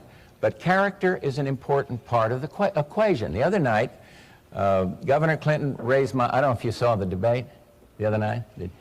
Suffered through that. Well, he raised the question of my father. It was a good line, well rehearsed, and well delivered. But he raised the question of my father and said, well, your father, Prescott Bush, was against McCarthy. You should be ashamed of yourself, McCarthyism. I remember something my dad told me. I was 18-year-old, going to Penn Station to go on into the Navy. And he said, write your mother, which I faithfully did. He said, serve your country. My father was an honor duty and country man. And he said, tell the truth. And I've tried to do that in public life, all through it. And that says something about character. My argument with Governor Clinton, you can call it mud wrestling, but I think it's fair to put it in focus, is I am deeply troubled by someone who demonstrates and organizes demonstration in a foreign land when his country's at war. Probably a lot of kids here disagree with me, but that's what I feel. That's what I feel passionately about. I'm thinking of Ross Perot's running mate sitting in the jail. How would he feel about it? But maybe that's generational. I don't know. But the big argument I have with the governor on this is this taking different positions on different issues, trying to be one thing to one person here that's opposing the NAFTA agreement and then for it, what we call waffling. And I do think that you can't turn the White House into the Waffle House. You got to say what you're for, and you got to. Mr. President, I'm getting time cues. With all me. due respect, I'm sorry. No, go ahead, Clinton. Carol. I get wound up because I feel. Yes, you do. Bill Clinton's going to ask for her number. Let me say first of all to you that you sound like a great advisor. I believe so Can I strongly have in the your question number? you asked that I suggested this format tonight. I started doing these formats a year ago in New Hampshire. And I found that we had huge crowds because all I did was let people ask questions and I tried to give very specific answers. I also had a program starting last year. I've been disturbed by the tone and the tenor of this campaign. Thank goodness the networks have a fact check so I don't have to just go blue in the face anymore. Mr. Bush said once again tonight I was going to have a $150 billion tax increase. When Mr. Quayle said that, all the networks said that's not true. He's got over $100 billion of tax cuts and incentives. So I'm not going to take up your time tonight, but let me just say this. We'll have a debate in 4 days, and we can talk about this character thing again. The Washington Post ran a long editorial today saying they couldn't believe Mr. Bush was making character an issue, and they said he was the greatest, quote, political chameleon for changing his positions of all time. Now, I don't want to get into that. Wait a minute. Let's don't, you don't have to believe that. Here's my point. I'm not interested in his character. I want to change the character of the presidency. And I'm interested in what we can trust him to do and what you can trust me to do and what you can trust Mr. Perot to do for the next 4 years. So I think you're right, and I hope the rest of the night belongs to you. I talked to this audience before you gentlemen came, and I asked them about how they felt about the tenor of the campaign. Would you like to let them know what you thought about that? When I said, are you pleased with how the campaign's been going? Who wants to say why you don't like the way the campaign is going?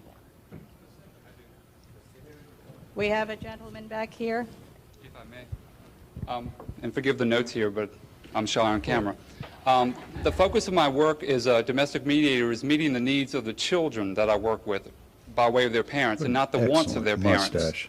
And I ask the three of you, how can we, as symbolically the children of the future president, expect the three of you to meet our needs, the needs in housing and in crime and you name it, as opposed to the wants of your political spin doctors and your political parties? So your question is? Can we focus on the issues and not the personalities and the mud? I think there is a need, if we could take a poll here with the folks from Gallup perhaps, I think there is a real need here to focus at this point on the needs. How do you respond? How do you gentlemen respond to... I agree with him. President Bush? Let's do it. Let's talk about programs for children. Yeah. Could we cross our hearts? It sounds silly here, but could we make a commitment? You know, we're not under oath at this point, but could you make a commitment to the citizens of the United States to meet our needs? And we have many, and not yours. Again, I repeat that. He has a great it's mustache. a real need, I he has think, an that we all excellent have. lisp. I think it depends how you define it. I mean, I think in general, let's talk about these issues. Let's talk about the programs. But in the presidency, a lot goes into it. Caring goes into it. That's not particularly specific. Strength goes into it. That's not specific. Standing up against aggression. That's not specific in terms of a program. This is what a president has to do. So in principle, though, I'll take your point and think we ought to discuss child care or whatever else it is. And you, too? Go ahead. Ross had his hand up. Just yes, Ross. no hedges, no ifs, ands, and buts. I'll take the pledge because I know the American people want to talk about issues and not tabloid journalism. So I'll take the pledge and we'll stay on the issues. Now, just for the record, I don't have any spin doctors. I don't have any speech writers. Probably shows. I make those charts you see on television even. That shows. Now, but you don't have to wonder if it's me talking. Say, what you see is what you get. If you don't like it, you got two other choices, right? Wait a minute. I want to say just one thing now, Ross, in fairness. The ideas I express are mine. I've worked on these things for 12 years, and I'm the only person up here who hasn't been part of Washington in any way for the last 20 years. So I don't want the implication to be that somehow everything we say just cooked up and put in our head by somebody else. I worked 12 years very hard as a governor on the real problems of real people. I'm just as sick as you are by having to wake up and figure out how to defend myself every day. I never thought I'd ever be involved in anything like this. May I finish? Yes, you may finish. Very briefly? Yes, very briefly. And I don't have any foreign money in my campaign. I don't have any foreign lobbyists on leave in my campaign. I don't have any PAC money in my campaign. I got 5.5 million hardworking people who put me on the ballot, and I belong to them. Okay. And they are interested in what you're interested in. I take the pledge. I've already taken the pledge on cutting the deficit in half. I never got to say that. There's a great young group, Lead or Leave, college students, young people, who don't want us to spend their money. I took the pledge we'd cut it out. Thank you. We have a question here. Yes, I would like to get a response from all three gentlemen. And the question is, what are your plans to improve the physical infrastructure of this nation, which includes the water system, the sewer system, our transportation systems, etc.? Thank you. The cities. Who's going to fix the cities and how? Be glad to take a shot at it. Please. I'm not sure that, and I could understand if you haven't seen this, because there's been a lot of hue and cry. We passed this year the most farthest-looking transportation bill in the history of this country since Eisenhower started the interstate highways. $150 billion for improving the infrastructure. That happened when I was president. And so I'm very proud of the way that came about. And I think it's a very, very good beginning. Like Mr. Perot, I am concerned about the deficits. And $150 billion is a lot of money, but it's awful hard to say we're going to go out and spend more money when we're trying to get the deficit down. But I would cite that as a major accomplishment. We hear all the negatives. When you're president, you expect this. Everybody's running against the incumbent. They can do better. Everyone knows that. But here's something that we can take great pride in because it really does get to what you're talking about. Our home initiative, our home ownership initiative, HOPE, that passed the Congress, is a good start for having people own their own homes instead of living in these deadly tenements. Our enterprise zones that we hear a lot of lip service about in Congress would bring jobs into the inner city. There's a good program, and I need the help of everybody across this country to get it passed in substantial way by the Congress. When we went out to South Central in Los Angeles, some of you may remember the riots there. I went out there, I went to a boys' club, and every one of them, the boys' club leaders, the ministers, all of them were saying, pass enterprise zones. We go back to Washington, and very difficult to get it through the Congress, but there's going to be a new Congress. No one likes gridlock. There's going to be a new Congress, because the old one, I don't want to get this man mad at me, but there was a post office scandal and a bank scandal. You can have a lot of new members of Congress. And then you can sit down and say, help me do what we should for the cities, help me pass these programs. Mr. President, aren't you threatening to veto the bill, the urban aid bill that included enterprise zones? Sure, but the problem is you get so many things included in a great big bill that you have to look at the overall good. That's the problem with our system. If you had a line item veto, you could knock out the pork, you could knock out the tax increases, and you could do what the people want, and that is create enterprise zones. Governor Clinton, you're chomping at the bit. That bill pays for these urban enterprise zones by asking the wealthiest Americans to pay a little more. And that's why he wants to veto it. Just like he vetoed an earlier bill this year. This is not mudslinging, this is fact slinging. A bill earlier this year, this is facts, that would have given investment tax credits and other incentives to reinvest in our cities, in our country, but it asked the wealthiest Americans to pay a little more. Mr. Perot wants to do the same thing. I agree with him. I mean, we agree with that. Let me tell you specifically what my plan does.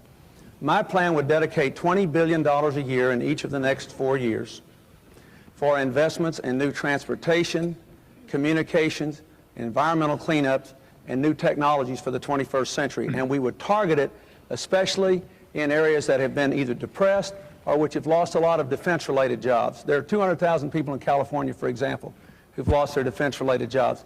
They ought to be engaged in making high-speed rail. They ought to be engaged in breaking ground in other technologies, doing waste recycling, clean water technology, and things of that kind. We can create millions of jobs in these new technologies, more than we're going to lose in defense if we target it.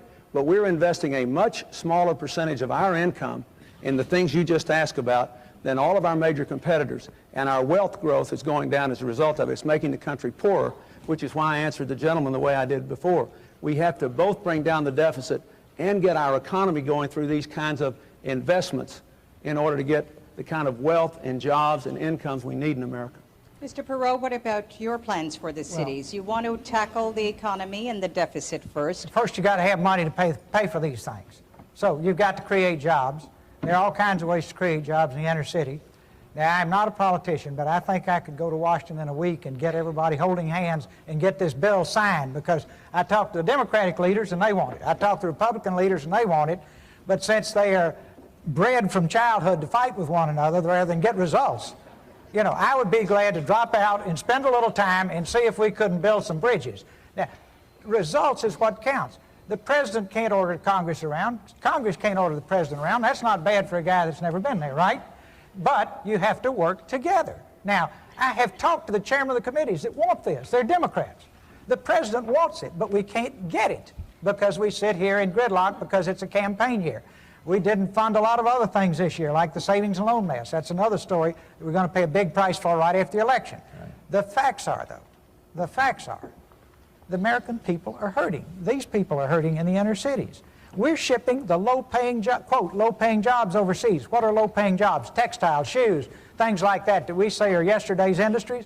They're tomorrow's industries in the inner city. Let me say, in my case, if I'm out of work, I'll cut grass tomorrow to take care of my family. I'll be happy to make shoes. I'll be happy to make clothing. I'll make sausage. You just give me a job. Put those jobs in the inner cities instead of doing diplomatic deals and shipping them to China where prison labor does the work. Mr. Perot, everybody thought you won the first debate because you were plain speaking and you made it sound oh so simple. We'll just do it. What makes you think that you're going to be able to get the Democrats and Republicans together any better than these guys? If you ask me if I could fly a fighter plane or be an astronaut, I can't. I've spent my life creating jobs. It's something I know how to do. And very simply, in the inner city, they're starved. See, small businesses is the way to jumpstart the inner city. Not Are you answering my question? You want jobs in the inner city? Do you want jobs in the inner city? Is that no, your I want you to tell me how you're going to be able to get the Republicans and Democrats in Congress to work together better than these two gentlemen. I've listened to both sides, and if they would talk to one another instead of throwing rocks, I think we could get a lot done. And among other things, I would say, okay, over here in this Senate committee, to the chairman who is anxious to get this bill passed, to the president who's anxious, I'd say rather than just yelling at one another, why don't we find out where we're apart, try to get together, get the bill passed, and give the people the benefits and not play party politics right now. And I think the press would follow that so closely that probably they would get it done. That's the way I would do it. I doubt if they'll give me the chance, but I will drop everything and go work on it. Okay, I have a question here. My question was originally for Governor Clinton, but I think I would welcome a response from all three candidates. As you are aware, crime is rampant in our cities. And in the Richmond area, and I'm sure it's happened elsewhere, 12-year-olds are carrying guns to school. And I'm sure when our founding fathers wrote the Constitution, they did not mean for the right to bear arms to apply to 12-year-olds. So I'm asking, where do you stand on gun control, and what do you plan to do about it? Governor Clinton. I support the right to keep and bear arms. I live in a state where over half the adults have hunting and fishing licenses or both. But I believe we have to have some way of checking handguns before they're sold, to check the criminal history, the mental health history, and the age of people who are buying them. Therefore, I support the Brady bill, which would impose a national waiting period unless and until a state did what only Virginia has done now, which is to automate its records. Once you automate your records, then you don't have to have a waiting period, but at least you can check. I also think we should have, frankly, restrictions on assault weapons whose only purpose is to kill. We need to give the police a fighting chance in our urban areas where the gangs are building up. The third thing I would say, it doesn't bear directly on gun control, but it's very important. We need more police on the street. There is a crime bill which would put more police on the street, which was killed for this session by a filibuster in the Senate, mostly by Republican senators. And I think it's a shame it didn't pass. I think it should be made the law, but it had the Brady bill in it, the waiting period. I also believe that we should offer college scholarships to people who will agree to work them off as police officers. And I think as we reduce our military forces, we should let people earn military retirement by coming out and working as police officers. 30 years ago, there were 3 police officers on the street for every crime. Today, there are 3 crimes for every police officer. In the communities which have had real success, putting police officers near schools where kids carry weapons to get the weapons out of the schools, or on the same blocks, you've seen crime go down. In Houston, there's been a 15% drop in the crime rate in the last year because of the work the mayor did there in increasing the police force. So I know it can work. I've seen it happen. Thank you. President Bush? I think you put your finger on a major problem. I talk about strengthening the American family, and it's very hard to strengthen the family if people are scared to walk down to the corner store and, send their kid down to get a loaf of bread. It's very hard. I have been fighting for very strong anti-crime legislation. Habeas corpus reform, so you don't have these endless appeals. So when somebody gets sentenced, hey, this is for real. I've been fighting for changes in the exclusionary rules, so if an honest cop stops somebody and makes a technical mistake, the criminal doesn't go away. I'll probably get into a fight in this room with some, but I happen to think that we need stronger death penalties for those that kill police officers. Virginia's on the lead in this, as Governor Clinton properly said, on this identification system for firearms. I am not for national registration of firearms. Some of the states that have the toughest anti-gun laws have the highest levels of crime. I am for the right, as the governor says. I'm a sportsman, and I don't think you ought to eliminate all kinds of weapons. But I was not for the bill that he was talking about because it was not tough enough on the criminal. I'm very pleased that the Fraternal Order of Police in Little Rock, Arkansas endorsed me because I think they see I'm trying to strengthen the anti-crime legislation. We've got more money going out for local police than any previous administration. So we've got to get it under control. And there's one last point I'd make. Drugs. We have got to win our national strategy against drugs, the fight against drugs. And we're making some progress. We're doing a little better on interdiction. We're not doing as well amongst the people that get to be habitual drug users. Had been the good news is, and I think it's true in Richmond, cocaine teenage use is down of cocaine substantially, 60% in the last couple of years. So we're making progress, but until we get that one done, we're not going to solve the neighborhood crime problem. Mr. Perot, there are young black males in America dying at unprecedented rates. Yes, I'm getting that homicide is the leading cause of death among young black males 15 to 24 years of old. What are you going to do to get the guns off the street? On any program, and this includes crime, you'll find we have all kinds of great plans lying around that never get enacted into law and implemented. I don't care what it is.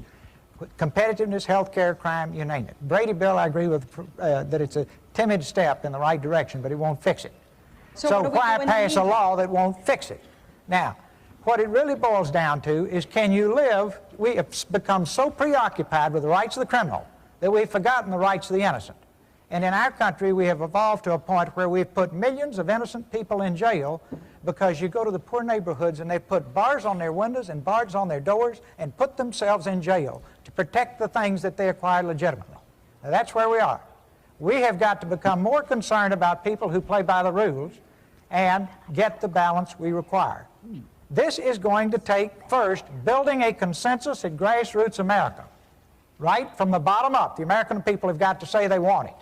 And at that point, we can pick from a variety of plans and develop new plans, and the way you get things done is bury yourselves in the room with one another, put together the best program, take it to the American people, use the electronic town hall, the kind of thing you're doing here tonight, build the consensus, and then do it, and then go on to the next one. But don't just sit here slow dancing for 4 years doing nothing. Thank you. Thank you, Mr. Perot. We have a question up here. Please state your position on term limits, and if you are in favor of them, how will you get them enacted? Any order? I'd be glad to respond. Thank you. I strongly support term limits for members of the United States Congress. I believe it would return the government closer to the people, in the way that Ross Perot is talking about. The president's terms are limited to 2, total of 8 years. What's wrong with limiting the terms of members of Congress to 12? Congress has gotten kind of institutionalized.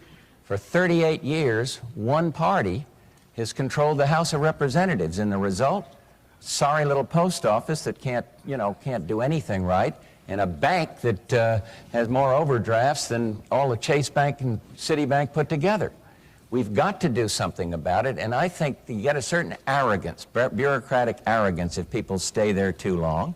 And so I strongly favor term limits. And how to get them passed? Send us some people that'll pass the idea. And I think you will. I think the American people want it now. Every place I go, I talk about it, and I think they want it done. Actually, you'd have to have some amendments to the Constitution because of the way the Constitution reads. Thank you. Governor Clinton. I know they're popular, but I'm against them. I'll tell you why.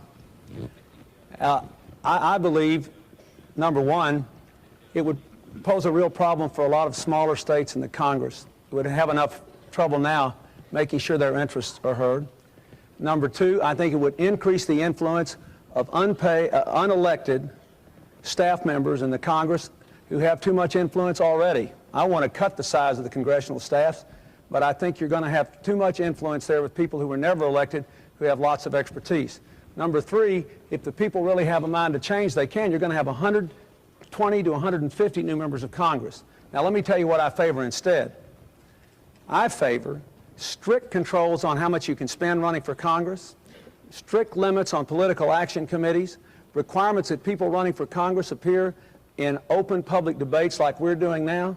If you did that, you could take away the incumbent's advantage, because challengers like me would have a chance to run against incumbents like him for House races and Senate races, and then the voters could make up their own mind without being subject to an unfair fight. So that's how I feel about it, and I think if we had the right kind of campaign reform, we'd get the changes you want. Mr. Perot, would you like to address term limitations? Yes. Let me do it first on a personal level. If the American people send me up to do this job, I intend to be there one term. I do not intend to spend 1 minute of one day thinking about re-election. And as a matter of principle, and my situation is unique and I understand it, I would take absolutely no compensation. I go as their servant. Now, I have set as strong an example as I can. Then at that point, when we sit down over at Capitol Hill, tomorrow night I'm going to be talking about government reform. It's a long subject. You wouldn't let me finish tonight. If you want to hear it, you get it tomorrow night. But the point is, sorry, just a little silly. If you hear it tomorrow night. But we have got to reform government. If you put term limits in and don't reform government, you won't get the benefits you thought. It takes both. So we need to do the reforms and the term limits, and after we reform it, it won't be a lifetime career opportunity. Good people will go serve and then go back to their homes and not become foreign lobbyists and cash in at $30,000 a month and then take time off to run some president's campaign. They're all nice people, they're just in a bad system. I don't think they're any villains, but boy, is the system rotten. Thank you very much. We have a question over here. I'd like to ask Governor Clinton, do you attribute the rising costs of health care to the medical profession itself, or do you think the problem lies elsewhere? And what specific proposals do you have to tackle this problem? I think I'd like to get your number, young lady. I've had more people talk to me about their health care problems, I guess, than anything else. All across America, you know, people who've lost their jobs, lost their businesses, had to give up their jobs because of sick children. And so let me try to answer you in this way. Let's start with a premise. We spend 30% more of our income than any nation on earth on health care, and yet we insure fewer people. We have 35 million people without any insurance at all, and I see them all the time. 100,000 Americans a month have lost their health insurance just in the last 4 years. So if you analyze where we're out of line with other countries, you come up with the following conclusions. Number one, we spend at least $60 billion a year on insurance, administrative costs, bureaucracy, and government regulation that wouldn't be spent in any other nation. So we have to have, in my judgment, a drastic simplification of the basic health insurance policies of this country. Be very comprehensive for everybody. Employers would cover their employees, government would cover the unemployed. Number two, I think you have to take on specifically the insurance companies and require them to make some significant change in the way they rate people into big community pools. I think you have to tell the pharmaceutical companies they can't keep raising drug prices at 3 times the rate of inflation. I think you have to take on medical fraud. I think you have to help doctors stop practicing defensive medicine. I've recommended that our doctors be given a set of national practice guidelines, and that if they follow those guidelines, that raises the presumption that they didn't do anything wrong. I think you have to have a system of primary and preventive clinics in our inner cities and our rural areas so people can have access to health care. But the key is to control the cost and maintain the quality. To do that, you need a system of managed competition where all of us are covered in big groups and we can choose our doctors and our hospitals across a wide range, but there is an incentive to control costs. And I think there has to be, I think Mr. Perot and I agree on this, there has to be a national commission of healthcare providers and healthcare consumers that sets ceilings to keep health costs in line with inflation plus population growth. Now let me say, some people say we can't do this, but Hawaii does it. They cover 98% of their people, and their insurance premiums are much cheaper than the rest of America, and so does Rochester, New York. They now have a plan to cover everybody, and their premiums are 2/3 the rest of the country. This is very important. It's a big human problem and a devastating economic problem for America, and I'm going to send a plan to do this within the first 100 days of my presidency. It's terribly important. Thank you. Sorry to cut you short, but President Bush, health care reform. I just have to say something. I don't want to stampede. Ross was very articulate across the country. I don't want anybody to stampede to cut the president's salary off altogether. Barbara's sitting over here, and but what I have proposed, 10% cut, downsize the government, and we can get that done. She asked the question, I think, is whether the health care profession was to blame. No. One thing to blame is these malpractice lawsuits. They are breaking the system. It costs $20 to $25 billion a year. And I want to see those outrageous claims capped. Doctors don't dare to deliver babies sometimes because they're afraid that somebody's going to sue them. People don't dare, medical practitioners, to help somebody along the highway. that are hurt because they're afraid that some lawyer is going to come along and get a big lawsuit. So you can't blame the practitioners or the health profit. And my program is this: keep the government as far out of it as possible, make insurance available to the poorest of the poor through vouchers, next range in the income bracket through tax credits, and get on about the business of pooling insurance. A great big company can buy, Ross got a good-sized company, been very successful. He can buy insurance cheaper than mom and pop store on the corner. But if those mom and pop stores all get together and pool, they too can bring the cost of insurance down. So I want to keep the quality of health care. That means keep government out of it. I want to do better. I don't like this idea of these boards. It all sounds to me like you're going to have some government setting price. I want competition, and I want to pool the insurance and take care of it that way. And here's the other point. I think medical care should go with the person. If you leave a business, I think your insurance should go with you to some other business. You shouldn't be worrying if you get a new job as to whether that's going to, and part of our plan is to make it what they call portable, big word, but that means if you're working for the Jones Company, you go to the Smith Company, your insurance goes with you. I think it's a good program. I'm really excited about getting it done, too. Mr. Perot. We have the most expensive health care system in the world. 12% of our gross national product goes to health care. Our industrial competitors who are beating us in competition spend less and have better health care. Japan spends a little over 6% of its gross national product. Germany spends 8%. It's fascinating. You brought a front row box seat and you're not happy with your health care. And you're saying tonight we've got bad health care but very expensive health care. Folks, here's why. Go home and look in the mirror. You own this country, but you have no voice in it the way it's organized now. And if you want to have a high-risk experience comparable to bungee jumping, go into Congress sometime when they're working on this kind of legislation, when the lobbyists are running up and down the halls. Wear your safety-toe shoes when you go. And as a private citizen, believe me, you are looked on as a major nuisance. The facts are you now have a government that comes at you. You're supposed to have a government that comes from you. Now, there are all kinds of good ideas, brilliant ideas, terrific ideas on health care. None of them ever get implemented because, let me give you an example. Senator runs every 6 years. He's got to raise $20,000 a week to have enough money to run. Who's he going to listen to, us or the folks running up and down the aisles with money, the lobbyists, the PAC money? He listens to them. Who do they represent? Healthcare industry, not us. Now, you've got to have a government that comes from you again. You've got to reassert your ownership in this country, and you've got to completely reform our government. And at that point, they'll just be like apples falling out of a tree. The programs will be good because the elected officials will be listening to you. I said the other night I was all ears, and I would listen to any good idea. I think we ought to do plastic surgery on a lot of these guys so that they're all ears too and listen to you. Then you get what you want, and shouldn't you? You paid for it. Why shouldn't you get what you want as opposed to what some lobbyist cuts a deal, writes the little piece in the law, and it goes through? That's the way the game's played now. Till you change it, you're going to be unhappy. Thank you. Governor Clinton, you wanted one brief point in there. One brief point. We have elections so people can make decisions about this. The point I want to make to you is a bipartisan commission reviewed my plan and the Bush plan and concluded there were many Republicans as Democratic health care experts on it. They concluded that my plan would cover everybody and his would leave 27 million behind by the year 2000. And that my plan in the next 12 years would save $2.2 trillion in public and private money to reinvest in this economy. And the average family would save $1,200 a year under the plan that I offered without any erosion in the quality of health care. So I ask you to look at that. Sounds so familiar, and you have to vote for somebody with the plan. That's what you have elections for. If people say, well, he got elected to do this, then the Congress says, okay, I'm going to do it. That's what the election was about. Brief, Governor Clinton. Thank you. We have a question right here. Yes. How has the national debt personally affected each of your lives? And if it hasn't, how can you honestly find a cure for the economic problems of the common people if you have no experience in what's ailing them?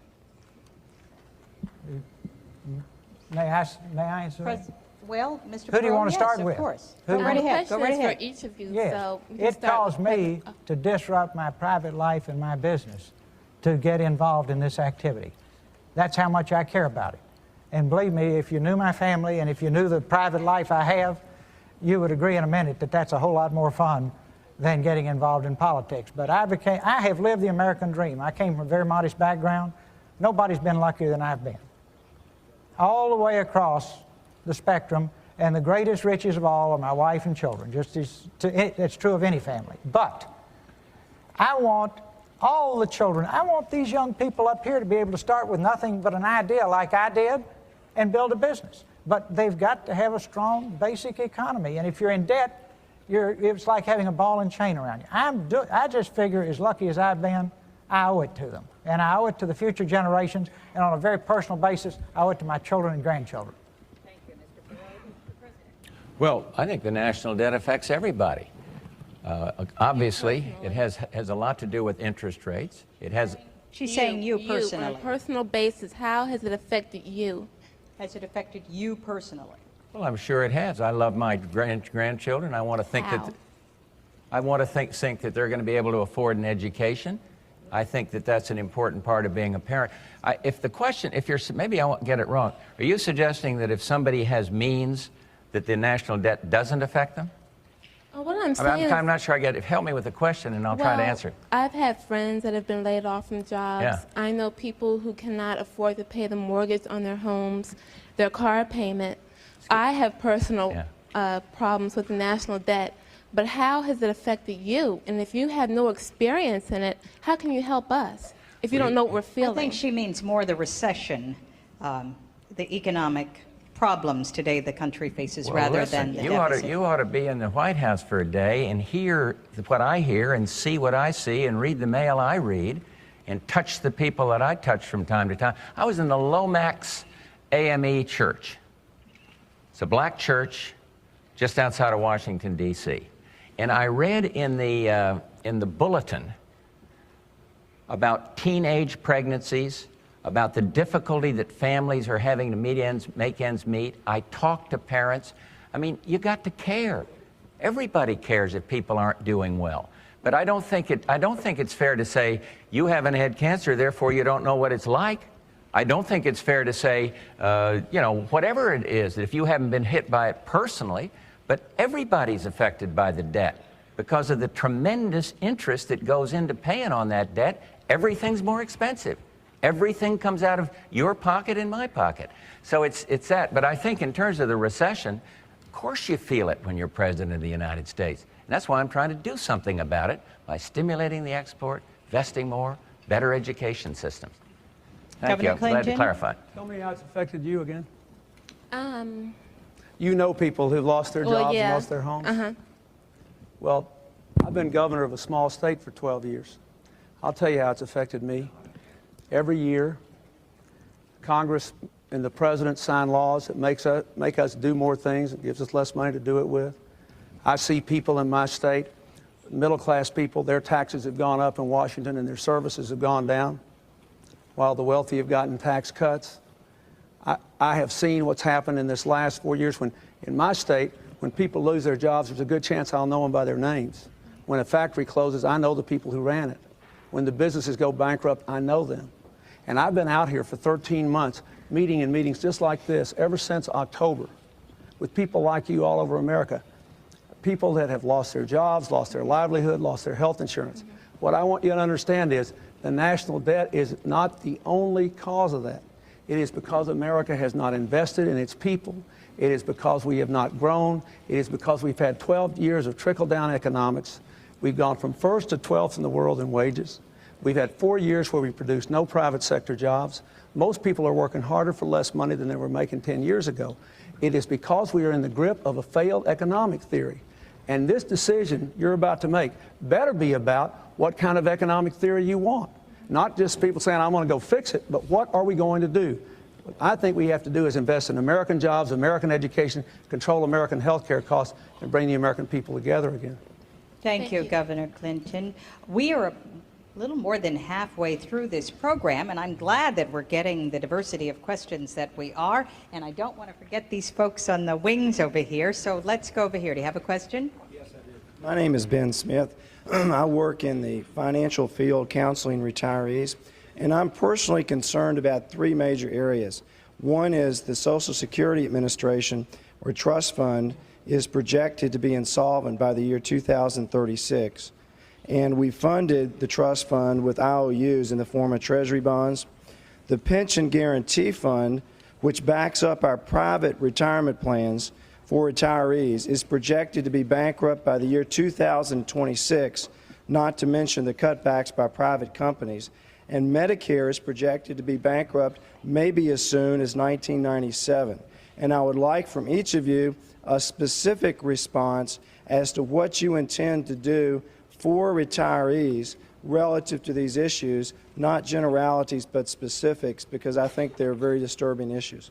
President Bush, may we start with you? Well, the Social Security, you're an expert, and I could, I'm sure, learn from you the details of the Pension Guarantee Fund and the Social Security Fund. The Social Security system was fixed about 5 years, and I think it's projected out to be sound beyond that.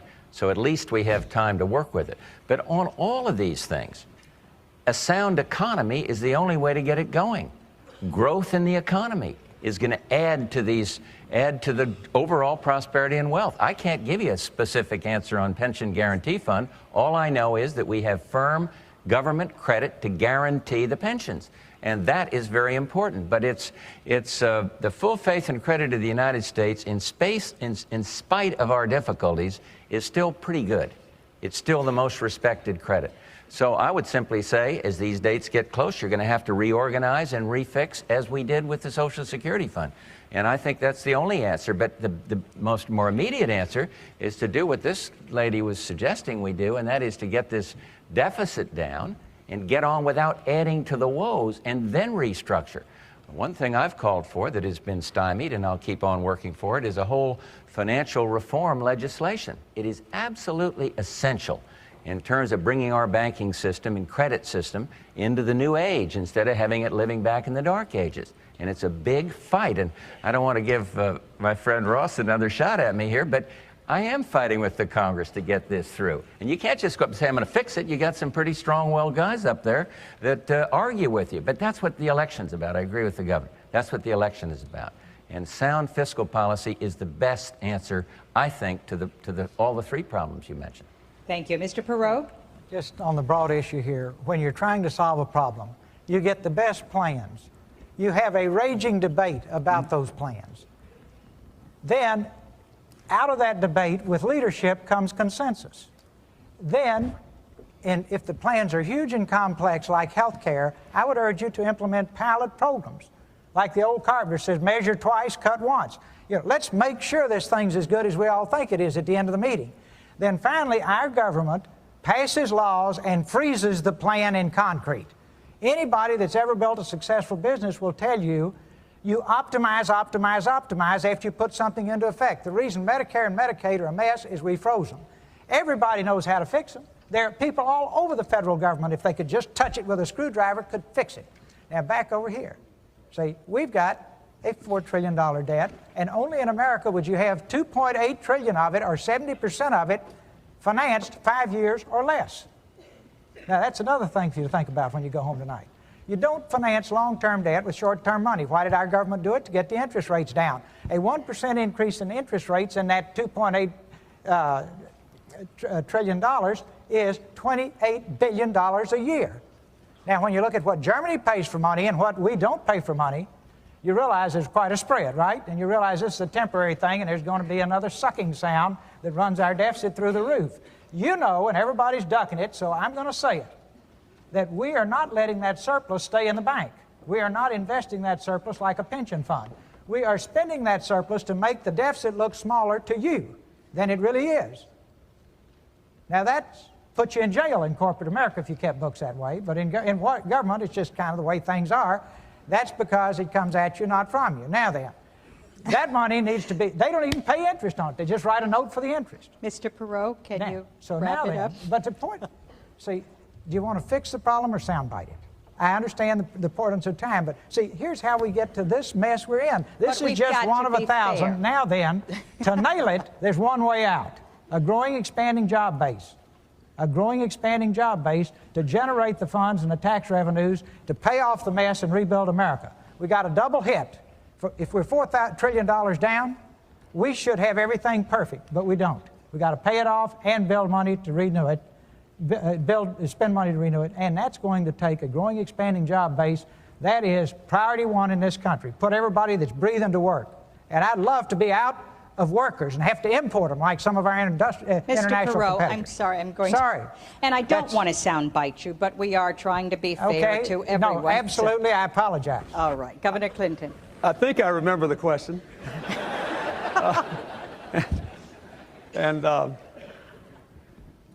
Let me say, first of all, I want to answer your specific question, but first of all, we all agree that there should be a growing economy. What you have to decide is who's got the best economic plan. And we all have ideas out there, and Mr. Bush has a record. So I don't want you to read my lips, and I sure don't want you to read his. I do hope you will read our plans. Now, specifically, one, on Medicare, it is not true that everyone knows how to fix it. There are different ideas. The Bush plan, the Perot plan, the Clinton, we have different ideas. I am convinced, having studied health care for a year hard and talking to hundreds and hundreds of people all across America, that you cannot control the cost of Medicare until you control the cost of private health care and public health care with managed competition, ceiling on cost, and radical reorganization of the insurance markets. You've got to do that. We've got to get those costs down. Number two, with regard to Social Security, that program, a lot of you may not know this, it produces a $70 billion surplus a year. Social Security is in surplus, $70 billion. 6 increases in the payroll tax. That means people with incomes of $51,000 a year or less pay a disproportionately high share of the federal tax burden, which is why I want some middle-class tax relief. What do we have to do? By the time the century turns, we have got to have our deficit under control. We have to work out of so that surplus is building up so when the baby boomers like me retire, we're okay. Number three, on the pension funds, I don't know as much about it, but I will say this. What I would do is to bring in the pension experts of the country, take a look at it, and strengthen the pension requirements further, because it's not just enough to have the guarantee. We had a guarantee on the S&Ls, right? We had a guarantee, and what happened? You picked up a $500 billion bill because of the dumb way the federal government deregulated it. So I think we are going to have to change and strengthen the pension requirements on private retirement plans. Thank you. I think we have a question here on international affairs, hopefully. We've come to a position where we're in a new world order, and I'd like to know what the candidates feel our position is in this new world order and what our responsibilities are as a superpower. Mr. President? Well, we have come to that position. Since I became president, 43, 44 countries have gone democratic. No longer totalitarian, no longer living under dictatorship or communist rule. This is exciting. This is New World Order to me means freedom and democracy. I think we will have a continuing responsibility as the only remaining superpower to stay involved. If we pull back in some isolation and say we don't have to do our share or more than our share anymore, I believe you're going to just ask for conflagration that we'll get involved in the future. NATO, for example, has kept the peace for many, many years. And I want to see us keep fully staffed in NATO, so we'll continue to guarantee the peace in Europe. But the exciting thing is the fear of nuclear war is down, and you hear all the bad stuff that's happened on my watch. I hope people will recognize that this is something pretty good for mankind. I hope they'll think it's good that democracy and freedom is on the move. And we're going to stay engaged, as long as I'm president, working to improve things. You know, it's so easy now to say, hey, cut out foreign aid, we got a problem at home. I think the United States has to still have the Statue of Liberty as a symbol of caring for others. We're right this very minute, we're sending supplies in to help these little starving kids in Somalia.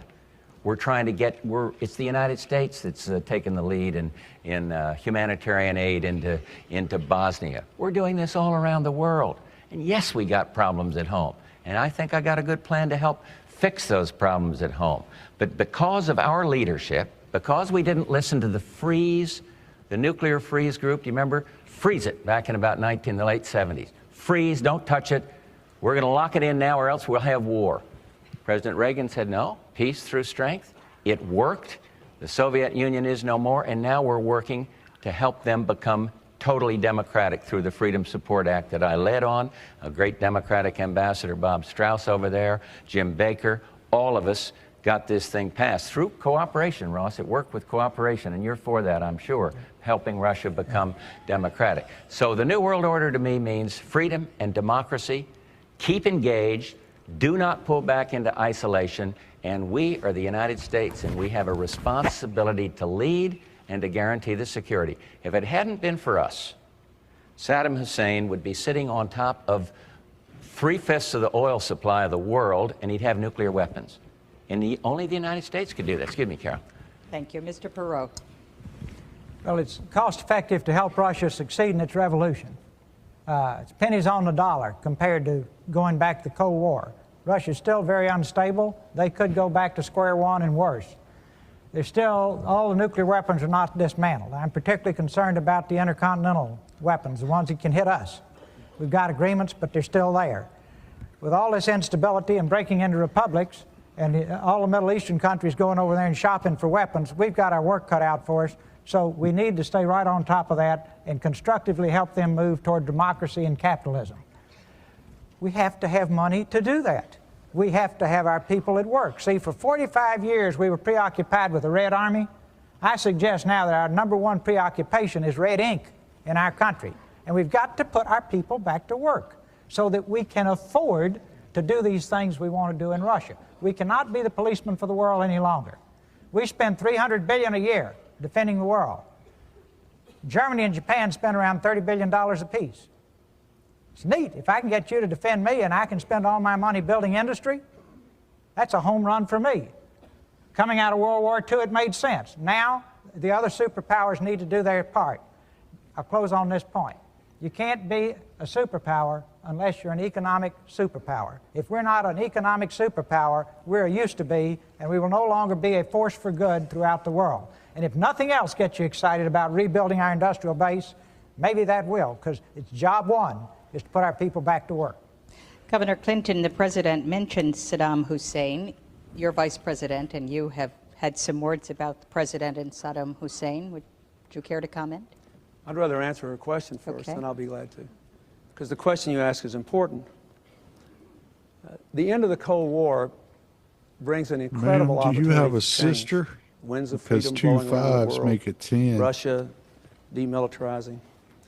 And it also requires us to maintain some continuity, some bipartisan American commitment to certain principles. And I would just say there are 3 things that I would like to say. Number one, we do have to maintain the world's strongest defense. We may differ about what the elements of that are. I think the defense needs to be with fewer people in permanent armed services, but with greater mobility on the land, in the air, and on the sea, with a real dedication to continuing development of high technology weaponry and well-trained people. I think we're going to have to work to stop the proliferation of weapons of mass destruction. We've got to keep going until all those nuclear weapons in Russia are gone and the other republics. Number 2, if you don't rebuild the economic strength of this country at home, we won't be a superpower. We can't have any more instances like what happened when Mr. Bush went to Japan and the Japanese Prime Minister said he felt sympathy for our country. We have to be the strongest economic power in the world. That's what got me into this race, so we could rebuild the American economy. And number 3, we need to be a force for freedom and democracy, and we need to use our unique position to support freedom, whether it's in Haiti or in China or in any other place. Wherever the seeds of freedom are sprouting, we can't impose it, but we need to nourish it. And that's the kind of thing that I would do as president, follow those 3 commitments into the future. Okay, we have a question up there. Yes, we've talked a lot tonight about creating jobs, but we have an awful lot of high school graduates who don't know how to read a ruler, who cannot fill out an application for a job. How can we create high-paying jobs with the education system we have? And what would you do to change it? Thank you. Who would like to begin? The education president? Go ahead. Yeah. I'd be delighted to, because you can't do it the old way. You can't do it with the school bureaucracy controlling everything. And that's why we have a new program that I hope people have heard about. It's being worked now in 1,700 communities. Bypass Congress on this one, Ross. 1,700 communities across the country. It's called America 2000.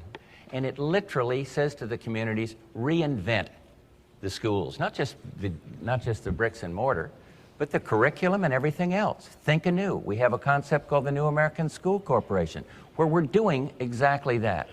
And so I believe that we got to get the power in the hands of the teachers, not the teachers' union. What's happening up there? And so our America 2000 program also says this. It says, let's give parents the choice of a public, private, or public school. Public, private, or religious school. And it works. It works in Milwaukee. Democratic woman up there taking the lead in this, the mayor up there on the program. And the schools that are not chosen are improved. Competition does that. So we've got to innovate through school choice. We've got to innovate through this America 2000 program. But she is absolutely right. The programs that we've been trying where you control everything and mandate it from Washington don't work. The governors, and I believe Governor Clinton was in on this, but maybe I don't want to invoke him here, but they come to me and they say, please get the Congress to stop passing so many mandates telling us how to control things. We know better how to do it in California or Texas or wherever it is. So this is what our program is all about, and I believe you're right on to something, that if we don't change the education, we're not going to be able to compete. Federal funding for education is up substantially. Pell Grants are up, but it isn't going to get the job done if we don't change K through 12. Governor Clinton? First of all, let me say that I've spent more of my time in life on this in the last 12 years than any other issue. 70% of my state's money goes to public schools, and I was really honored when Time magazine said that our schools had shown more improvement than any other state in the country except one other. They named 2 states showing real strides forward in the 80s. So I care a lot about this, and I spent countless hours in schools. But let me start with what you said. I agree with some of what Mr. Bush said, but it's nowhere near enough. We live in a world where what you earn depends on what you can learn, where the average 18-year-old will change jobs 8 times in a lifetime, and where none of us can promise any of you that what you now do for a living is absolutely safe from now on. Nobody running can promise that. There's too much change in the world. So what should we do? Let me reel some things off real quick, because you said you wanted specifics. Number one, under my program, we would provide matching funds to states to teach everybody with a job to read in the next 5 years and give everybody with a job the chance to get a high school diploma in big places on the job. Number two, we would provide 2-year apprenticeship programs to high school graduates who don't go to college, and community colleges are on the job. Number three, we'd open the doors to college education to high school graduates without regard to income. They could borrow the money and pay it back as a percentage of their income or with a couple of years of service to our nation here at home. Number four, we would fully fund the Head Start program to get little kids off to a good start. And 5, I would have an aggressive program of school reform. More choices, I favor public schools or these new charter schools. We can talk about that if you want. I don't think we should spend tax money on private schools, but I favor public school choice, and I favor radical decentralization and giving more power to better trained principals and teachers with parent councils to control their schools. Those things would revolutionize American education and take us to the top economically. Thank you, Governor Clinton. The question is, what is it going to cost? What is it going to cost? In 6 years, I budget all this in my budget. In 6 years, the college program would cost $8 billion, over and above what the present student loan program costs $4 billion. You pay $3 billion for busted loans because we don't have an automatic recovery system, and $1 billion in bank fees. So the net cost would be $8 billion 6 years from now in a $1 trillion+ budget, not very much. The other stuff, all the other stuff I mentioned, costs much less than that. The Head Start program full funding would cost about $5 billion more. And it's all covered in my budget from the plans that I've laid out, from raising taxes on families with incomes above $200,000 and asking foreign corporations to pay the same tax that American corporations do on the same income, from $140 billion in budget cuts, including what I think are very prudent cuts in the defense budget. It's all covered. Mr. Perot, you on education, please. Yes, I've got the scars to show for being around education reform. And the first word you need to say in every city and state, and just draw a line in the sand, the public schools exist for the benefit of the children. You're going to see a lot of people fall over. Because anytime you're spending $199 billion a year, somebody's getting it. And the children get lost in the process. So that's step one. Keep in mind, in 1960, when our schools were the envy of the world, we were spending $16 billion on them. Now we spend more than any other nation in the world, $199 billion a year and rank at the bottom of the industrialized world in terms of education achievement. One more time, you brought a front row box seat and got a third-rate performance. It's a government that's not serving you. By and large, it should be local. The more local, the better. Interesting phenomenon. Small towns have good schools, big cities have terrible schools. The best people in a small town will serve on the school board. You get into big cities, it's political patronage, stepping stones. You get the job, give your relatives the janitor's jobs at $57,000 a year, more than the teachers make, and with luck they clean the cafeteria once a week. Now, you're paying for that. Those schools belong to you. And we put up with that. And as long as you put up with that, that's what you're going to get. And these folks are just dividing up $199 billion and the children get lost. If I could wish for one thing for great public schools, it'd be a strong family unit in every home. Nothing will ever replace that. You say, well, gee, what are you going to do about that? Well, the White House is a bully pulpit, and I think we ought to be pounding on the table every day. There's nothing, the most efficient unit of government the world will ever know is a strong, loving family unit. Next thing, you need small schools, not big schools. A little school, everybody's somebody. Individualism is very important. These big factories, everybody told me they were cost effective. I did a study on it. They're cost ineffective. 5,000 students, why is a high school that big? One reason. Sooner or later, we get 11 or more boys that can run like the devil, that weigh 250 pounds, and they might win district. Now, that has nothing to do with learning. Secondly, across Texas, typically half the school day was non-academic pursuits. In one place, it was 35%. In Texas, you could have unlimited absences to go to livestock shows. Found a boy, excuse me, but this gives the flavor. Boy in Houston kept a chicken in the bathtub in downtown Houston. Missed 65 days going to livestock shows. Finally had to come back to school. The chicken lost his feathers. That's the only way we got him back. Now, that's your tax money being wasted. Now, neighborhood schools. It is terrible to bus tiny little children across town. And it is particularly terrible to take poor, tiny little children and wait until the first grade and bus them across town to Mars, where the children know their numbers, know their letters, have had every advantage. At the end of the first day, that little child wants out. I'll close on this. We've got to have world-class teachers, world-class books. If you ever got close to how textbooks were selected, you wouldn't want to go back the second day. I don't have time to tell you the stories. No, you don't. Finally. But if we don't fix this, you're right. We can't have the industries of tomorrow unless we have the best educated workforce. And here you've got, for the disadvantaged children, you've got to have early childhood development, cheapest money you'll ever spend. First contact should be with the mother when she's pregnant. That little child needs to be loved and hugged and nurtured and made to feel special, like your children were. They learn to think well or poorly themselves in the first 18 months. Thank you, and within the first few years, they either learn how to learn or don't learn how to learn. And if they don't, they wind up in prison. And it costs more to keep them in prison than it does to send them to Harvard. I rest my case. Thank you. President Bush, you wanted to add something. I just had a word of clarification because of something Governor Clinton said. My school choice program, GI Bill for Kids, does not take public money and give it to private schools. It does what the GI Bill itself did when I came out of World War II. It takes public money and gives it to families or individuals to choose the school they want. And where it's been done, those schools like in Rochester, those schools that weren't chosen, find that they then compete and do better. So I think it's worth a shot. We've got a pilot program. It ought to be tried. School choice, public, private, or religious, not to the schools, but to, 46% of the teachers in Chicago, public school teachers, send their kids to private school. Now, I think we ought to try to help families and see if it will do what I think, make all schools better. I just want to mention, if I could, just two Very other things. briefly. Very briefly. Involving the parents in the preschool education of their kids, even if they're poor and uneducated, can make a huge difference. We have a big program in my state that teaches mothers or fathers to teach their kids to get ready for school. It's the most successful thing we've ever done. Just a fact clarification real quickly. We do not spend a higher percentage of our income on public education than every other country. There are 9 countries that spend more than we do on public education. We spend more on education because we spend so much more on colleges.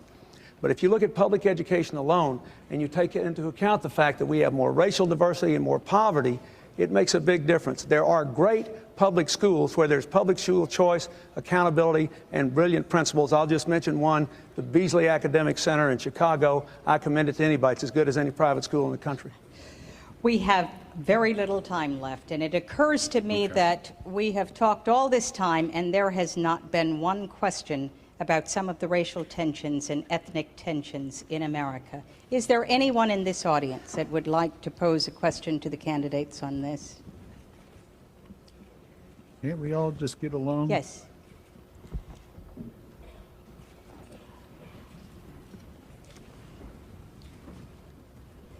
After this, we're going to watch the What I'd beating like of to Rodney know, King. and this is to any of the three of you, is aside from the recent accomplishments of your party, aside from those accomplishments in racial representation, and without citing any of your current appointments or successful elections, when do you estimate your party will both nominate and elect an Afro-American and female ticket to the presidency of the United States? Governor Clinton, why don't you answer that first? Well, I don't have any idea, but I hope it will happen sometime in my lifetime. I do too. I believe that this country is electing more and more African Americans and Latinos and Asian Americans who are representing districts that are themselves not necessarily of a majority of their race. The American people are beginning to vote across racial lines, and I hope it will happen more and more. More and more women are being elected. Look at all these women Senate candidates we have here. And, you know, according to my mother, my wife, and my daughter, this world would be a lot better place if women were running it. Look at all these women. I do think there are special experiences and judgments and backgrounds and understandings that women bring to this process, by the way. This lady said here, how have you been affected by the economy? I mean, women know what it's like to be paid an unequal amount for equal work. They know what it's like not to have flexible working hours. They know what it's like not to have family leave or child care. So I think it would be a good thing for America if it happened, and I think it will happen in my lifetime. Okay, I'm sorry, we have just a little bit time left. Let's try to get responses from each of them. President Bush or I think Mr. if Barbara Perot? Bush were running this year, she'd be elected. But she's too late. You don't want us to mention appointees, but when you see the quality of people in our administration, see how Colin Powell performed, I say administration, he's in. You weren't impressed with the fact that he... Excuse me, I'm extremely impressed Yeah, but wouldn't with that suggest to the American people then, here's a quality person, if he decided that he could automatically get the nomination of either party? Or, huh? I'm totally impressed with that. I just want to know is when's your guess Oh, I for when? see. You mean time? Yeah. I don't know. Starting after 4 years. No, I think you'll see more. I think you'll see more minority candidates and women candidates coming forward. This is supposed to be the women's year of the women in the Senate. Let's see how they do. I hope Mr. Perot, I don't want to cut you off anymore, but we only have a minute left. I have a fearless forecast. Unless he just won't do it, Colin Powell will be on somebody's ticket 4 years from now. Right? Right? Hey, you wanted, that's it, 4 years. How about a woman? Now, if he won't be, General Waller would be a concern. Now, you say, why do you keep picking military people? These are people that I just happen to know and have a high regard for. I'm sure there are hundreds of others. How about Dr. Lou Sullivan? Absolutely. Yeah, good man. Absolutely. What about a woman? Well, I told you, my candidate's back there. Okay, I can think of many. Many? Absolutely. When? All right, how about Sandra Day O'Connor as an example? Dr. Bernadine Healy. Good. National Institute of Health. All right, I'll yield the floor. Name some more. Thank you. Thank you. I want to apologize to our audience because there were 209 people here and there were 209 questions. We only got to a fraction of them, and I'm sorry to those of you that didn't get to ask your questions, but we must move to the conclusion of the program. It is time now for the 2-minute closing statements, and by prior agreement, President Bush will go first. May I ask for an exception, because I think we owe Carol Simpson. Anybody can stand in between these three characters here and get the job done. We owe her a round of applause. So, but don't take it out of my time. That's right. I feel strongly about it, but I don't want it to come out of my time. No, but let me just say to the American people, in 2.5 weeks, we're going to choose who should sit in this Oval Office, who to lead the economic recovery, who to be the leader of the free world. Who to get the deficit down. 3 ways to do that. One is to raise taxes. One is to reduce spending, controlling that mandatory spending. Another one is to invest and save and to stimulate growth. I do not want to raise taxes. I differ with the two here on that. I'm just not going to do that. I do believe that we need to control mandatory spending. I think we need to invest and save more. I believe that we need to educate better and retrain better. I believe that we need to export more, so I'll keep working for export agreements where we can sell more abroad. And I believe that we must strengthen the family. We've got to strengthen the family. Now let me pose this question to America. If in the next 5 minutes a television announcer came on and said, there is a major international crisis, there is a major threat to the world, or in this country, a major threat. My question is, who, if you were appointed to name one of the three of us, who would you choose? Who has the perseverance, the character, the integrity, the maturity to get the job done? I hope I'm that person. Thank you very, very much. Thank you, Mr. President. And now a closing statement from Mr. Perot. If the American people want to do it and not talk about it, then they ought to, you know, I'm one person they ought to consider. If they just want to keep slow dancing and talk about it and not do it, I'm not your man. I am results-oriented. I am action-oriented. I've built my businesses getting things done in 3 months that my competitors took 18 months to do. Everybody says you can't do that with Congress. Sure, you can do that with Congress. Congress is, they're all good people. They're all patriots, but you got to link arms and work with them. Sure, you'll have arguments. Sure, you'll have fights. We have them all day, every day, but we get the job done. Now, I have to come back in my close to one thing because I am passionate about education. I was talking about early childhood education for disadvantaged little children. And let me tell you one specific pilot program where children who don't have a chance go to this program when they're 3. Now we're going back to when the mother is pregnant, and they'll start right after they're born. But starting when they're 3 and going to this school until they're 9, and then going into the public school, in the 4th grade, 90% are on the honor roll. Now, that will change America. Those children will all go to college. They will live the American dream. And I beg the American people, anytime they think about reforming education, to take this piece of society that doesn't have a chance and take these little pieces of clay that can be shaped and molded and give them the same love and nurture and affection and support you give your children and teach them that they're unique and that they're precious and there's only one person in the world like them. And you will see this nation bloom. That's quite smart. And we will have so many people who are qualified for the top job that it will be terrific. Now, finally, if you can't pay the bills, you're dead in the water. And we have got to put our nation back to work. Now, if you don't want to really do that, I'm not your man. I'd go crazy sitting up there, slow dancing that one. In other words, unless we're going to do it, then pick somebody who likes to talk about it. Now, just remember when you think about me, I didn't create this mess. I've been paying taxes just like you. And Lord knows I've paid my share. Over $1 billion in taxes. And for a guy that started out with everything he owned in the trunk of his car, that ain't bad. Once again. But it's in your hands. I wish you well. I'll see you tomorrow night on NBC, 10:30 to 11 Eastern. And finally, last but not least, Governor Clinton. Thank you, Carol, and thank you, ladies and gentlemen. Since I suggested this format, I hope it's been good for all of you. I really tried to be faithful to your request that we answer the questions specifically and pointedly. I thought I owed that to you, and I respect you for being here and for the impact you've had on making this a more positive experience. These problems are not easy. They're not going to be solved overnight, but I want you to think about just 2 or 3 things. First of all, the people of my state have let me be their governor for 12 years because I made commitments to 2 things: more jobs and better schools. Our schools are now better. Our children get off to a better start from preschool programs and smaller classes in the early grades, and we have one of the most aggressive adult education programs in the country. We talked about that. This year, my state ranks 1st in the country in job growth, 4th in manufacturing job growth, 4th in income growth, 4th in the decline of poverty. I'm proud of that. It happened because I could work with people, Republicans and Democrats. That's why we've had 24 retired generals and admirals, hundreds of business people, many of them Republican, support this campaign. You have to decide whether you want to change or not. We do not need 4 more years of an economic theory that doesn't work. We've had 12 years of trickle-down economics.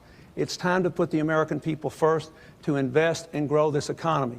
I'm the only person here who's ever balanced the government budget, and I've presented 12 of them and cut spending repeatedly. But you cannot just get there by balancing the budget. We've got to grow the economy by putting people first, real people like you. I got into this race because I did not want my child to grow up to be part of the first generation of Americans to do worse than her parents. We're better than that. We can do better than that. I want to make America as great as it can be, and I ask for your help in doing it. Thank you very much. Thank you, Governor Clinton. Ladies and gentlemen, this concludes the debate sponsored by the Bipartisan Commission on Presidential Debates. All right. So that is the second. We'll pick up on the third presidential debate from 1992 next week. I'm having fun with this. It's a nice little history lesson for us all. And tomorrow, records 26 through 30, I believe, is where we're at. So we will talk to you later.